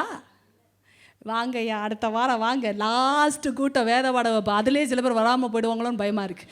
கூட்டிக் கொண்டு வாருங்கள், எல்லாரையும் அழைத்து கொண்டு வாருங்கள். ஏன்னா இந்த வருஷத்தின் கடைசி வாரம். அதுக்கு பிறகு வந்து எட்டி பார்ப்பாங்க. பார்க்கணும், ஜனவரியிலேருந்து நம்ம மக்கள் வித்தியாசமாக வந்து எட்டி பார்ப்பாங்க. ஒரு 2 வாரம் கழித்து ஒன்று வந்து பார்க்கும். 3ஆவது வாரம் கழித்து ஒரு 4 பேர் வந்து எட்டி பார்ப்போம். ஓ, இன்னும் இருக்கிறாங்களா சிஸ்டர்? எப்போ ஆரம்பித்தாங்க பைபிள் ஸ்டடி? எனக்கு தெரியவே இல்லை என்னவா. அனௌன்ஸ்மெண்ட்டோடு ஆரம்பிப்போம், வந்து விடுங்கள். ஆனால் இப்போ சொல்லுங்கள், எதனாலே என்னால் அல்லாமல் உங்களை ஒன்றும் செய்யக்கூடாது என்று சொன்னான். ரொம்ப டஃப்பான கேள்வி. ஏன் இப்படிலாம் பேசுகிறீங்க ஆண்டவரே? ஏன் நீங்கள் இல்லாமல் ஒன்றும் செய்ய முடியாது? அப்போ இந்த ராஜ்யத்தை நான் வேணாலும் என்ன வேணாலும் செய்து கொள்ளலாமா? நீங்கள் இவ்வுலகத்தார் அல்ல. எத்தனை பேருக்கு புரிகிறது? புரிகிறது, ஆமென் என்று சொல்லிவிடுங்கள். என்ன கவனிங்க, நீங்கள் இருக்கிற பூமியின் வாழ்க்கை ஒன்று, பரலோகத்தின் வாழ்க்கை ஒன்று, சபையின் வாழ்க்கை இன்னொன்று, வெளியே போனால் இன்னொன்று என்று நினைத்தால் இது புரியாது. ஏற்கனவே நீங்கள் ஒரே ராஜ்யத்தின் பிள்ளையாய், தேவனுக்குரியவர்களாய், இந்த உலகத்திற்கு உரியவர்களாய் இல்லை என்பதை அறிந்தவர்களாய் இருக்கும் பொழுதே இதையெல்லாம் விளங்க ஆரம்பிக்கும். என்ன கவனிங்க, there's nothing called secular life and spiritual life. ஆவிக்குரிய வாழ்க்கைன்றதெல்லாம் இந்த சபைக்குள்ளே வந்து போடுற வேஷம் இல்லை. எங்கே போனாலும் நீங்கள் ஒரே ஆள் தான். ஆமே ஆமே. ஒரு பயங்கரமான ஸ்டேட்மெண்ட்டு. யோசேப்பை பொறுத்த வரைக்கும் தேவன் பக்கத்தில் வந்தாலும் ஒன்று தான், போத்திபார் மனைவி வந்தாலும் ஒன்று தான். Doesn't make any difference. Because அவரை பொறுத்த வரைக்கும் ஆண்டவரோடு இருக்கிறது மட்டும்தான் மனசில் இருக்கும். போத்திபார் மனைவி வந்து அப்படியே தடுமாற மாட்டார். எத்தனை பேருக்கு அதெல்லாம் புரியுது? அப்படியே அசைந்து விட மாட்டார். எத்தனை பேருக்கு அதெல்லாம் புரியுது? அவளும் அசைச்சு தான் பார்க்கணும். எத்தனை நாள் அசைச்சான்னு தெரில, பேசியே அசைப்பாங்க. பார்த்துருக்கீங்களா? ரொம்ப பேச விட்டால் சில பேர்லாம் காலி ஆகிட்டீங்க. ஏன்னா பேசியே அசைப்பாங்க. ரொம்ப பேச விட்டால் பேச்சிலே அசைவு வரும். அது அம்மாவுக்கு புரியும். அதனாலே பேசி பேசி பேசி பேசி பேசி பேசி அசைச்சு பார்த்தா இவன் அசையலை. ஏன்னா இவன் பேசுகிற ஆளே வேறு, அவன் பேசி கேட்குற பாஷைகளும் வேறு. எந்த சிச்சுவேஷனில் நல்லா கவனிங்க. Don't blame somebody for your failure and imperfection before God. Don't blame anybody for that matter. யார் பக்கத்தில் வந்தாலும் ப்ராப்ளம் என்கிட்ட தான் கர்த்தர் பார்க்குறபடி இருந்ததுன்னா நான் தான் அந்த பிரச்சனைக்கு காரணியாக மாறுகிறேன். There are many people all around you always. நான் கேட்குறேன், கர்த்தரோட நீங்கள் நடந்தீங்கன்னா யார் வந்தாலும் வித்தியாசம் தெரியாது. கர்த்தர் ஒருவர் தான் நடுவில் இருப்பார். அதுதான் யோசேப்பு சொன்னான். அவன் பார்த்ததே அவரை தான், அதுக்கு பிறகு தான் மற்றவங்கெல்லாம். அதனால் நெருக்கத்தில்னு வரும்போது யோசேப்புக்கு ப்ராப்ளமே இல்லை. எத்தனை பேருக்கு புரியுது? It's all about the intimacy here. யாரை பக்கத்தில் விடுறோமோ அவங்கள வச்சு பரிசுத்தம் வரும். ஆமென். அப்பா கூட இருந்தா சரியாக போகுது விஷயம். போனதா? தானியேலை எடுத்துக்கொள்ளுங்கள், யோசேப்பை எடுத்துக்கொள்ளுங்கள், அநேகர் ஜெயித்தவர்களை எடுத்துக்கொள்ளுங்கள். யாரை கிட்ட விட்டாங்களோ அவங்கள வச்சு தான் ஜெயித்தாங்க. ஏம்மா, உங்கள் கூட இருக்கிறது இயேசுப்பானா, மற்றதை பற்றி நீங்கள் பயப்படவே செய்ய வேண்டாம். எது கிட்ட வந்தாலும் பயம் இல்லை. அப்படி தேவன் உங்களை பாதுகாப்பா, அவ்வளோ நெருக்கமாக இருக்கிற ஒரு பாதுகாப்பு. அந்த கவனம் மட்டும் நமக்கு இருந்தால், கொடிக்கு கவனம் யார் மேலே? இணைப்பு யாரோட? சரியா, நீங்கள் யார் கூட வேணாலும் இருக்கலாம், ஆனால் இணைப்புன்னு வரும்பொழுது ஏசப்பா தான். ஏன்னா அங்கேருந்து தான் நான் குடிக்கிறேன் என் ஜீவனை, அங்கேருந்து தான் என் சாரத்தை நான் பெறுகிறேன், அதனால் தான் நான் ஜீவிக்கிறேன். இந்த அஸ்திபாரம் ஒரு தேவ பிள்ளையுடைய அஸ்திபாரம். எத்தனை பேருக்கு சந்தோஷம்? அடுத்த வாரம் நான் முடிக்க போகிறேன் இந்த வருடத்திற்கு என்று. நம்ம எழுந்து நிற்கலாமா? கவனத்தோடு வாருங்கள், சீக்கிரமாய் நம்ம காரியத்தை பார்க்கலாம். மற்றவர்களையும் அழைத்து கொண்டு வாருங்கள். தேவன் நமக்கு கிருபை தருவாராக. ஆமென். ஆண்டவர்கிட்ட சொல்லுங்கள், ஏசப்பா நீர் என்னுடைய மெய்யான திராட்சை செடியாக இருப்பதினால் உமக்கு கோடா கோடி ஸ்தோத்திரம். God, you're holy and you call me to be holy. Thank you, Holy Spirit. சொல்லுங்க, ஆவியானவருக்கு நன்றி சொல்லுங்க பாப்போம். பரிசுத்த ஆவியானவரே, என்னை இந்த வருஷத்தில் ஆண்டவரே வேத பாடக வகுப்புக்கு தொடர்ந்து வரும்படி உதவி செய்திருக்கிறேன். எத்தனையோ முறை நான் பலவீனப்பட்டு வியாதி வந்து சூழ்நிலைகள் மாறி, எத்தனையோ சூழ்நிலைகளில் நான் இடிந்து விழுந்ததைப் போல, தடுமாறி விட ஏதுவாக இருந்ததைப் போல எவ்வளோ சூழ்நிலைகள் வந்து போனதப்பா. ஆனாலும் தூக்கி எடுத்து நிலைநிறுத்தினீரே ஸ்தோத்திரம். என்னை சீர்திருத்தி ஸ்திரப்படுத்தினீரே ஸ்தோத்திரம்ப்பா. நீங்கள் மட்டும் எங்களுடைய இணைப்பாக இல்லைனா இன்னைக்கு பிசாசு என்றோ எங்களை அழித்திருப்பான் சுவாமி. நீங்கள் மட்டும் எங்களுடைய இணைப்பாக இல்லாமல் போயிருந்திருப்பீர் என்றா இன்னைக்கு எங்கள் வாழ்க்கை ஒரு உலர்ந்து போன கொடியை போல என்றைக்கோ போயிருக்கும்பா. எவ்வளோ நல்ல அப்பா, நீங்கள் எங்களை கவனமாக இணைத்த தெய்வம் ஐயா. ஒவ்வொரு முறையும் வார்த்தையின் சத்தத்தை கேட்க பண்ணினீங்க, எங்களை சபைக்கு கூட்டி கொண்டு வந்தீங்க, குடும்பமாய் நிலைநிறுத்திருக்கிறீங்க, கணவன் மனைவியாய் நிலைநிறுத்திருக்கீங்க, நல்ல பிள்ளைகளை கொடுத்துருக்கிறீங்க அப்பா. இந்த கிருபைக்காக ஸ்தோத்திரம்ப்பா. வேலையை கொடுத்தீங்க, உலக வாழ்க்கையில் உயர்வை கொடுத்தீங்க, சொத்தை கொடுத்தீங்கப்பா, ஐஸ்வர்யவானாய் மாற்றி இருக்கிறீங்க. ஆவிக்குரிய நிலைமையில் மாத்திரம் இல்லை, சரீர நிலைமையில் கூட என்னை வாழ வைத்திருக்கிறீரப்பா. நான் பல வருடங்களுக்கு முன்பாக இருந்த நிலைமையில் இன்று இல்லை, என்னை எவ்வளோ படிகள் உயர்த்தி வைத்திருக்கிறீரப்பா. 1000 மடங்கு உயர்த்திருக்கிறீங்கப்பா, கோடா கோடியான மடங்கு உயர்த்திருக்கிறீங்கப்பா. உமக்கு நன்றி நன்றி நன்றி என்று மனதார நன்றி செலுத்துகிற ஆண்டவரே. அப்பா, நீங்கள் செய்ததை போல நன்மை யாரும் எங்களுக்கு செய்ய முடியாது. எங்களுடைய ஆழத்தில் இறங்கி, குழிக்குள்ள இறங்கி எங்களை தூக்கி எடுத்த தெய்வம் ஐயா. உளையான சேற்றிலிருந்து எங்களை தூக்கின தெய்வம் ஐயா. பாடு ஊடையிட ஒரு கிணற்றிலிருந்து எங்களை தூக்கி எடுத்த தெய்வம் ஐயா. எங்களை பராமரித்த தகப்பன், எங்களுடைய கண்மலையா எங்களை காத்த தகப்பன், ஒரு கழுகை போல அசைவாட்டி எங்களை தூக்கி சுமந்த தகப்பன், பறக்க கற்றுக் கொடுத்த தெய்வம். உமக்கு கோடா கோடி நன்றி அப்பா. நன்றி நன்றி. உம்மை போல ஒரு ஜனிப்பித்த கண்மலை எங்கள் வாழ்க்கையில் வேறு ஒருவர் இல்லை சுவாமி. நீரே எங்களை ஜனிப்பித்த கண்மலை, நீரே எங்களை பராமரித்த கண்மலை, நீரே எங்களை போஷித்தவர் அப்பா. உமக்கு கோடா கோடி ஸ்தோத்திரம்பா. அருமையான இந்த சபைக்காக நன்றி, உடைய பிள்ளைகளுக்காக நன்றி. நேரம் எடுத்து வந்து கொண்டிருக்கிறார்கள், தொடர்ந்து வந்து கொண்டிருக்கிறார்கள், முயற்சி செய்து வந்து கொண்டிருக்கிறார்கள். ஒவ்வொரு வாரமும் அவங்க வாழ்க்கையில் எவ்வளோ பிரச்சனை, போராட்டங்கள், மனக்கலக்கங்கள், குழப்பங்கள், கேள்விகள், எத்தனையோ முறை விழுந்து போன அனுபவங்கள் எங்களுக்கு உண்டு. ஆனாலும் எங்களை தூக்கி எடுக்கும்படியாய் பேசுகிறீர் ஐயா. ஒவ்வொரு முறையும் உங்க சமூகத்துக்கு நாங்கள் நெருங்கி வரும் பொழுதெல்லாம் எங்க வாழ்க்கையில நம்பிக்கையை மாறினீர் தெய்வமே, ஜீவனாய் மாறி இருக்கிறீர் தெய்வமே. உடைய வார்த்தை என்ற சாரத்தை எங்களுக்கு கொடுக்கிறபடி நான் ஸ்தோத்திரம். நீ பேசி நாங்கள் பிழைக்காமல் போனதில்லை, நீ சொல்லி நடக்காமல் போனதில்லை, நீ கட்டளையிட்டு நிற்காமல் போனதில்லை.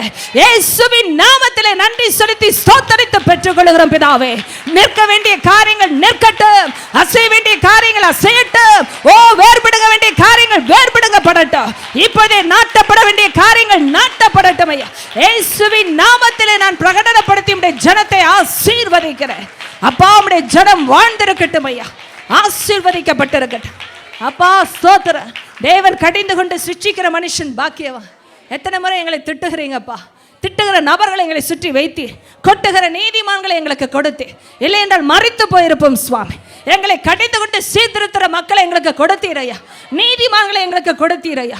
எங்கள் தலையில் கொட்டுகிற ஜனத்தை வைத்ததற்காக ஸ்தோத்திரம் அப்பா. அது நல்லது, அது என்னையே போல் இருக்கும். அதை என் தலை அள்ள தட்டுவது இல்லை. அவர்களுடைய இக்கட்டு காலத்தில் நான் இன்னும் அவர்களுக்காக ஜெபம் பண்ணுவேன். ஏமே, அப்படிப்பட்ட ஜனங்களுக்காக ஜெபம் பண்ண எங்களுக்கு ஞாபகப்படுத்துங்கப்பா. ஏற்ற காலத்தில் எங்களை கொட்டி திருத்திட மக்களுக்காக ஜெபிக்க கிருபை செய். இயேசுவின் நாமத்தில் அப்படிப்பட்ட ஒரு கூட்டத்தை எழுப்புங்க. இந்த சபையில ஒருவருக்கொருவர் கொடிகளா இணைந்திருக்கட்டும், கர்த்தருக்குள்ள இணைந்திருக்கட்டும், இயேசுவின் நாமத்தில் இணைந்திருக்கட்டும். ஓ பரிசுத்த ஆவியானவரை இடை கட்டுங்க, வல்லமையினால் அக்கினியினால இடை கட்டுங்க, ஜீவ வார்த்தைகளால் இடை கட்டுங்க, பரிசுத்தத்தினால் இடை கட்டுங்க. ஓ ஹல்லேலூயா, ஹல்லேலூயா. உம்முடைய ஆவியானவர் தொடர்ந்து எங்களை இணைப்பீராக, ஜீவனுள்ள வசனங்களோடு இணைப்பீராக, மெய்யான திராட்சை செடியோடு இணைப்பீராக. அப்பா, கொடிகளை நாங்கள் எல்லாரும் நெருங்கி தான் இருக்கோம், ஒரே செடியோடு தான் இருக்கிறோம். ஆனால் எங்கள் இணைப்பு உங்களோடப்பா. ஏன்னா இந்த சாரத்துக்கு நாங்கள் இன்னொரு கொடியை நம்ப முடியாது, இன்னொரு கொடிக்கிட்ட இருந்து வாங்கவே முடியாது. ஒவ்வொரு கொடியும் உங்ககிட்ட இருந்து தான் வாங்கணும். அப்பா, இந்த கிருபையை எனக்கு கொடுங்க, வந்திருக்கிற உங்கள் பிள்ளைகளுக்கு கொடுங்க. கணவன் மனைவி பிள்ளைகளும் பெற்றோர்களுமா, பெரியவர்களும் முதியோர்களும் வாலிப பிள்ளைகளும் பிள்ளைகளும் சிறு பிள்ளைகளும் அப்படியாக இணையட்டும் ஐயா, அப்படியாக இணையட்டும். தனிப்பட்ட நிலைமையில் இயேசுவோடு இணைந்திருக்கட்டும், இயேசுவோடு இணைந்திருக்கட்டும். பரிசுத்த ஆவியானவர் கிருபை தாருமாப்பா, கிருபை தாங்கப்பா. தனிப்பட்ட நிலைமையில இணையட்டும். என்னை பார்த்து கொண்டிருக்கிற அநேக ஜனங்கள் பல தேசத்தில் உண்டு சுவாமி. அப்பா, அந்த பிள்ளைகளை நான் ஆசீர்வதிக்கிறேன். எவ்வளோ நேரம் நாங்கள் கொடிகளாக இருக்கிறதை உணராமலேயே ஒருவருக்கொருவர் ஆறுதலை தேடிட்டோம், ஒருவருக்கொருவர் அன்பை தேடிட்டோம், ஒருவருக்கொருவர் சார்ந்திருக்கும்படியே நாங்கள் நம்பிட்டோம் சுவாமி. அதனால தான் நாங்களும் உணர்ந்தோம், மற்றவங்களையும் உணர பண்ணினோம். ஆனால் இன்னைக்கு நீங்கள் சொல்லி கொடுத்தீங்க, தனிப்பட்ட நிலைமையில் ஒவ்வொரு கொடிக்கும் ஆதாரம் நீங்கள் தான், சாரம் நீங்கள் தான், நம்பிக்கை நீங்கள் தான், ஓ அஸ்திபாரம் நீங்கள் தான்ப்பா, வேர் நீங்கள் தான்ப்பா. அந்த கிருபை உங்கள் பிள்ளைகளுக்கு காட்டினதற்காக ஸ்தோத்திரம். எந்த சூழ்நிலை உங்க குழம்பி இருந்தாலும் அந்த வெளிச்சத்தை இயேசுவின் நாமத்தில் அனுப்புகிறேன். உங்க வார்த்தையை நான் அனுப்ப முடிய நிற்க வைத்தேன். அந்த வெளிச்சம் போன இடத்துல இருள் இருக்க முடியாது சுவாமி. உங்க பிள்ளைங்க கலங்க வேணாம், ஐயோ நான் தனியா இருக்கிறேன் கலங்கவே வேண்டாம். அவர்கள் தனியாகவே இல்லை, அவர்களோடு நீர் இருக்கிறேன், நீர் இருக்கிறேன், நீரே இருக்கிறேன். ஒரு கொடி கூட தனியா இல்லை ஏசப்பா, எல்லா கொடியும் உம்மோடு தான் இருக்கிறது. இயேசுவின் நாமத்தில் அந்த இணைப்பை கொடுத்ததற்காக ஸ்தோத்திரம். இந்த பிள்ளைகளை ஆசீர்வதிப்பீராங்க, தைரியப்படுத்துங்க. அவங்க எந்த சூழ்நிலையும் சோர்ந்து போகக்கூடாது. மற்ற கொடிகளோடு அவங்க சந்தோஷமாய் பகிர்ந்து கொள்ளும் பொழுது, ஓ கடிகளை குறித்து பெருமை பேசும் பொழுது, அதற்கு சாரமாய் அஸ்திபாரமாய் இருக்கிற பெரியவர், ஓ அந்த செடி, அந்த மெய்யான திராட்சை செடி பெயரை பெற்றுக்கொள்ளும் அப்பா, மகிமையை எடுத்துக்கொள்ளும் அப்பா. நாங்க பேசும்பொழுது எங்க சப்ஜெக்ட்ல இருக்கிற பெருமை நீங்க தான் ஏசப்பா. ஓ மக்கு மகிமையை கொடுக்கிறோம் ஐயா. ஹல்லேலூயா. என் தகப்பன் சீர்திருத்தும் பொழுது ஒரு இலையை வெட்டிட்டு கூட போயிருக்கலாம், ஒரு கொம்பை கூட வெட்டி இருக்கலாம். ஆனால் அந்த கொடி இன்னொரு கொடிக்கிட்ட பேசும் பொழுது எவ்வளோ அழகாக என்னை சீர்திருத்தினார் தெரியுமா, எவ்வளோ அழகாக என்னை கடிந்து கொண்டார் தெரியுமா. எனக்கு வலித்தாலும் எனக்கு நன்மை புரிகிறது, நான் இன்னும் கனியை கொடுக்க முடியும், என்னை சுத்தம் பண்ணி இருக்கிறா. அந்த கொடியும் பேசும் அல்லவா, அந்த கொடியும் பேசும் அல்லவா. இயேசு மகிமைப்படுவீராக, இயேசு மகிமைப்படுவீரா. அப்பா, அதை தான்ப்பா நாங்கள் செய்கிறோம், ஐக்கியத்தில் நாங்கள் அதை தான்ப்பா செய்கிறோம். ஒவ்வொரு முறையும் எங்களுடைய மெய்யான எஜமான், எங்களுடைய மெய்யான திராட்சை செடி, எங்களுடைய திராட்சை தோட்டக்காரர் உரிமை எடுத்து எங்களை சுத்திகரிக்கும் பொழுது நாங்கள் ஒருவருக்கொருவர் அதைத்தான் பேசுகிறோம்ப்பா. கொடிகளை நாங்கள் அதைத்தான் பகிர்ந்து கொள்கிறோம். என்ன ஒரு அருமையான அனுபவம். வலித்தால் கூட கனிகள் உண்டாகிறதே, வலித்தால் கூட நான் உருவாகிறேனே, எனக்கு வேதனை வந்தால் கூட என் குணம் மாறுகிறதே, நான் கடிந்து கொள்ளப்பட்டாலும் காயம் குணமாக்கப்படுகிறது, என் தகப்பனுக்காக குணங்கள் மாறுகிறதே. என் இயேசு எவ்வளவு நல்லவர் என்று கொடிகள் பெருமை பாராட்டும் ஐயா. இந்த கொடிகளை பார்க்கிற மற்றவர்கள் பெருமை பாராட்டுவார்கள். ஓ இது இயேசுவின் கொடி, இது தேவனின் கொடி, இது பரலோகத்தின் கொடி. அந்த பெருமை இந்த சபைக்கு உண்டாகட்டும், கேட்கிற சபைகளுக்கு உண்டாகட்டும் ஐயா, ஊழியர்களுக்கு உண்டாகட்டும். அதையே பிரகடனப்படுத்தி நான் ஜனத்தை ஆசீர்வதிக்கிறேன். நேரம் எடுத்து சமூகத்தில் நாங்கள் சொல்லி இருக்கிறோம் சுவாமி. தொடர்ந்து எங்களை டீல் பண்ணுங்க, ரெபியூக் பண்ணுங்க, சீர்திருத்துங்க ஆண்டவரே. எங்களை சிட்சித்துக் கொள்ளுங்க. ஏன்னா நீங்கள் நேசித்தாதான் அது நடக்கும், நீங்கள் நேசிக்கிறபடினா அது நடக்கும். நாங்கள் சோர்ந்து போக விரும்பலப்பா, நாங்கள் அதை அற்பமாக எண்ண விரும்பலை, நாங்கள் அள்ளத்தட்ட விரும்பலை சுவாமி. அப்படிப்பட்ட ஒரு நல்ல மனநிலைமை உள்ள கொடிகளை, செடியோடு இணைந்த கொடிகளுக்கு மட்டும்தான் இந்த சிந்தனை இருக்கும் சுவாமி. செடியோடு இணைந்த கொடிகளுக்கு மட்டும்தான் இந்த சிந்தனை இருக்கும். அந்த சிந்தனை எங்களுக்கு கொடுக்க முடியாது. ஜெபிக்கிறேன் ஆவியா, பரிசுத்த ஆவியானவர் அப்படியெல்லாம் எங்களை சீர்படுத்துகிறதுக்காக நன்றி, ஸ்திரப்படுத்துகிறதுக்காக ஸ்தோத்திரம். எல்லா கணவர் மனைவி விசேஷமாக ஆசீர்வதிங்க. அவருடைய இணைப்பை கர்த்தரோடு வைத்துக்கொண்டு ஒருவருக்கொருவர் ஆண்டவரே புத்தி சொல்ல, ஒருவருக்கொருவர் பெருமைப்பட்டுக் கொள்ள, கர்த்தரை பற்றி ஒருவருக்கொருவர் இயேசுவை பற்றி பேசிக்கொள்ள கற்றுக் கொடுங்கப்பா. எல்லா கணவர் மனைவிக்குள்ள அப்படிப்பட்ட சாரங்கள் உண்டாகட்டும், பெற்றோர்களை பிள்ளைகளுக்குள்ள அப்படிப்பட்ட சாரங்கள் உண்டாகட்டும், நண்பர்களுக்குள்ள அப்படிப்பட்ட சாரங்கள் உண்டாகட்டும். தோழிகளுக்குள்ள உண்டாகட்டும் இயேசுவின் நாமத்தில். அப்படியே நான் சபையை ஆசீர்வதிக்கிறேன். கேட்ட ஜனத்தை, தேசங்களை ஆசீர்வதிக்கிறேன். எல்லா மகிமையின் துதி உமக்கு உண்டாக முடியும். நான் அவர்களை ஆசீர்வதிக்கிறேன். நீர் எங்களை அப்படி அழைத்த அழைப்பு எவ்வளோ கடம் பெற்ற அழைப்பையா. மகிமை உமக்கு மட்டும் வரட்டும். இயேசுவின் உயிர்த்தெழுந்த நாமத்தில் ஜெபிக்கிறோம் பிதாவே. ஆமென், ஆமென், ஆமென், ஆமென். என் ஆத்துமாவே கர்த்தரை ஸ்தோத்திரி, என் முழு உள்ளமே அவருடைய பரிசுத்த நாமத்தை ஸ்தோத்திரி. என் ஆத்துமாவே கர்த்தரை ஸ்தோத்திரி, அவர் செய்த சகல உபகாரம்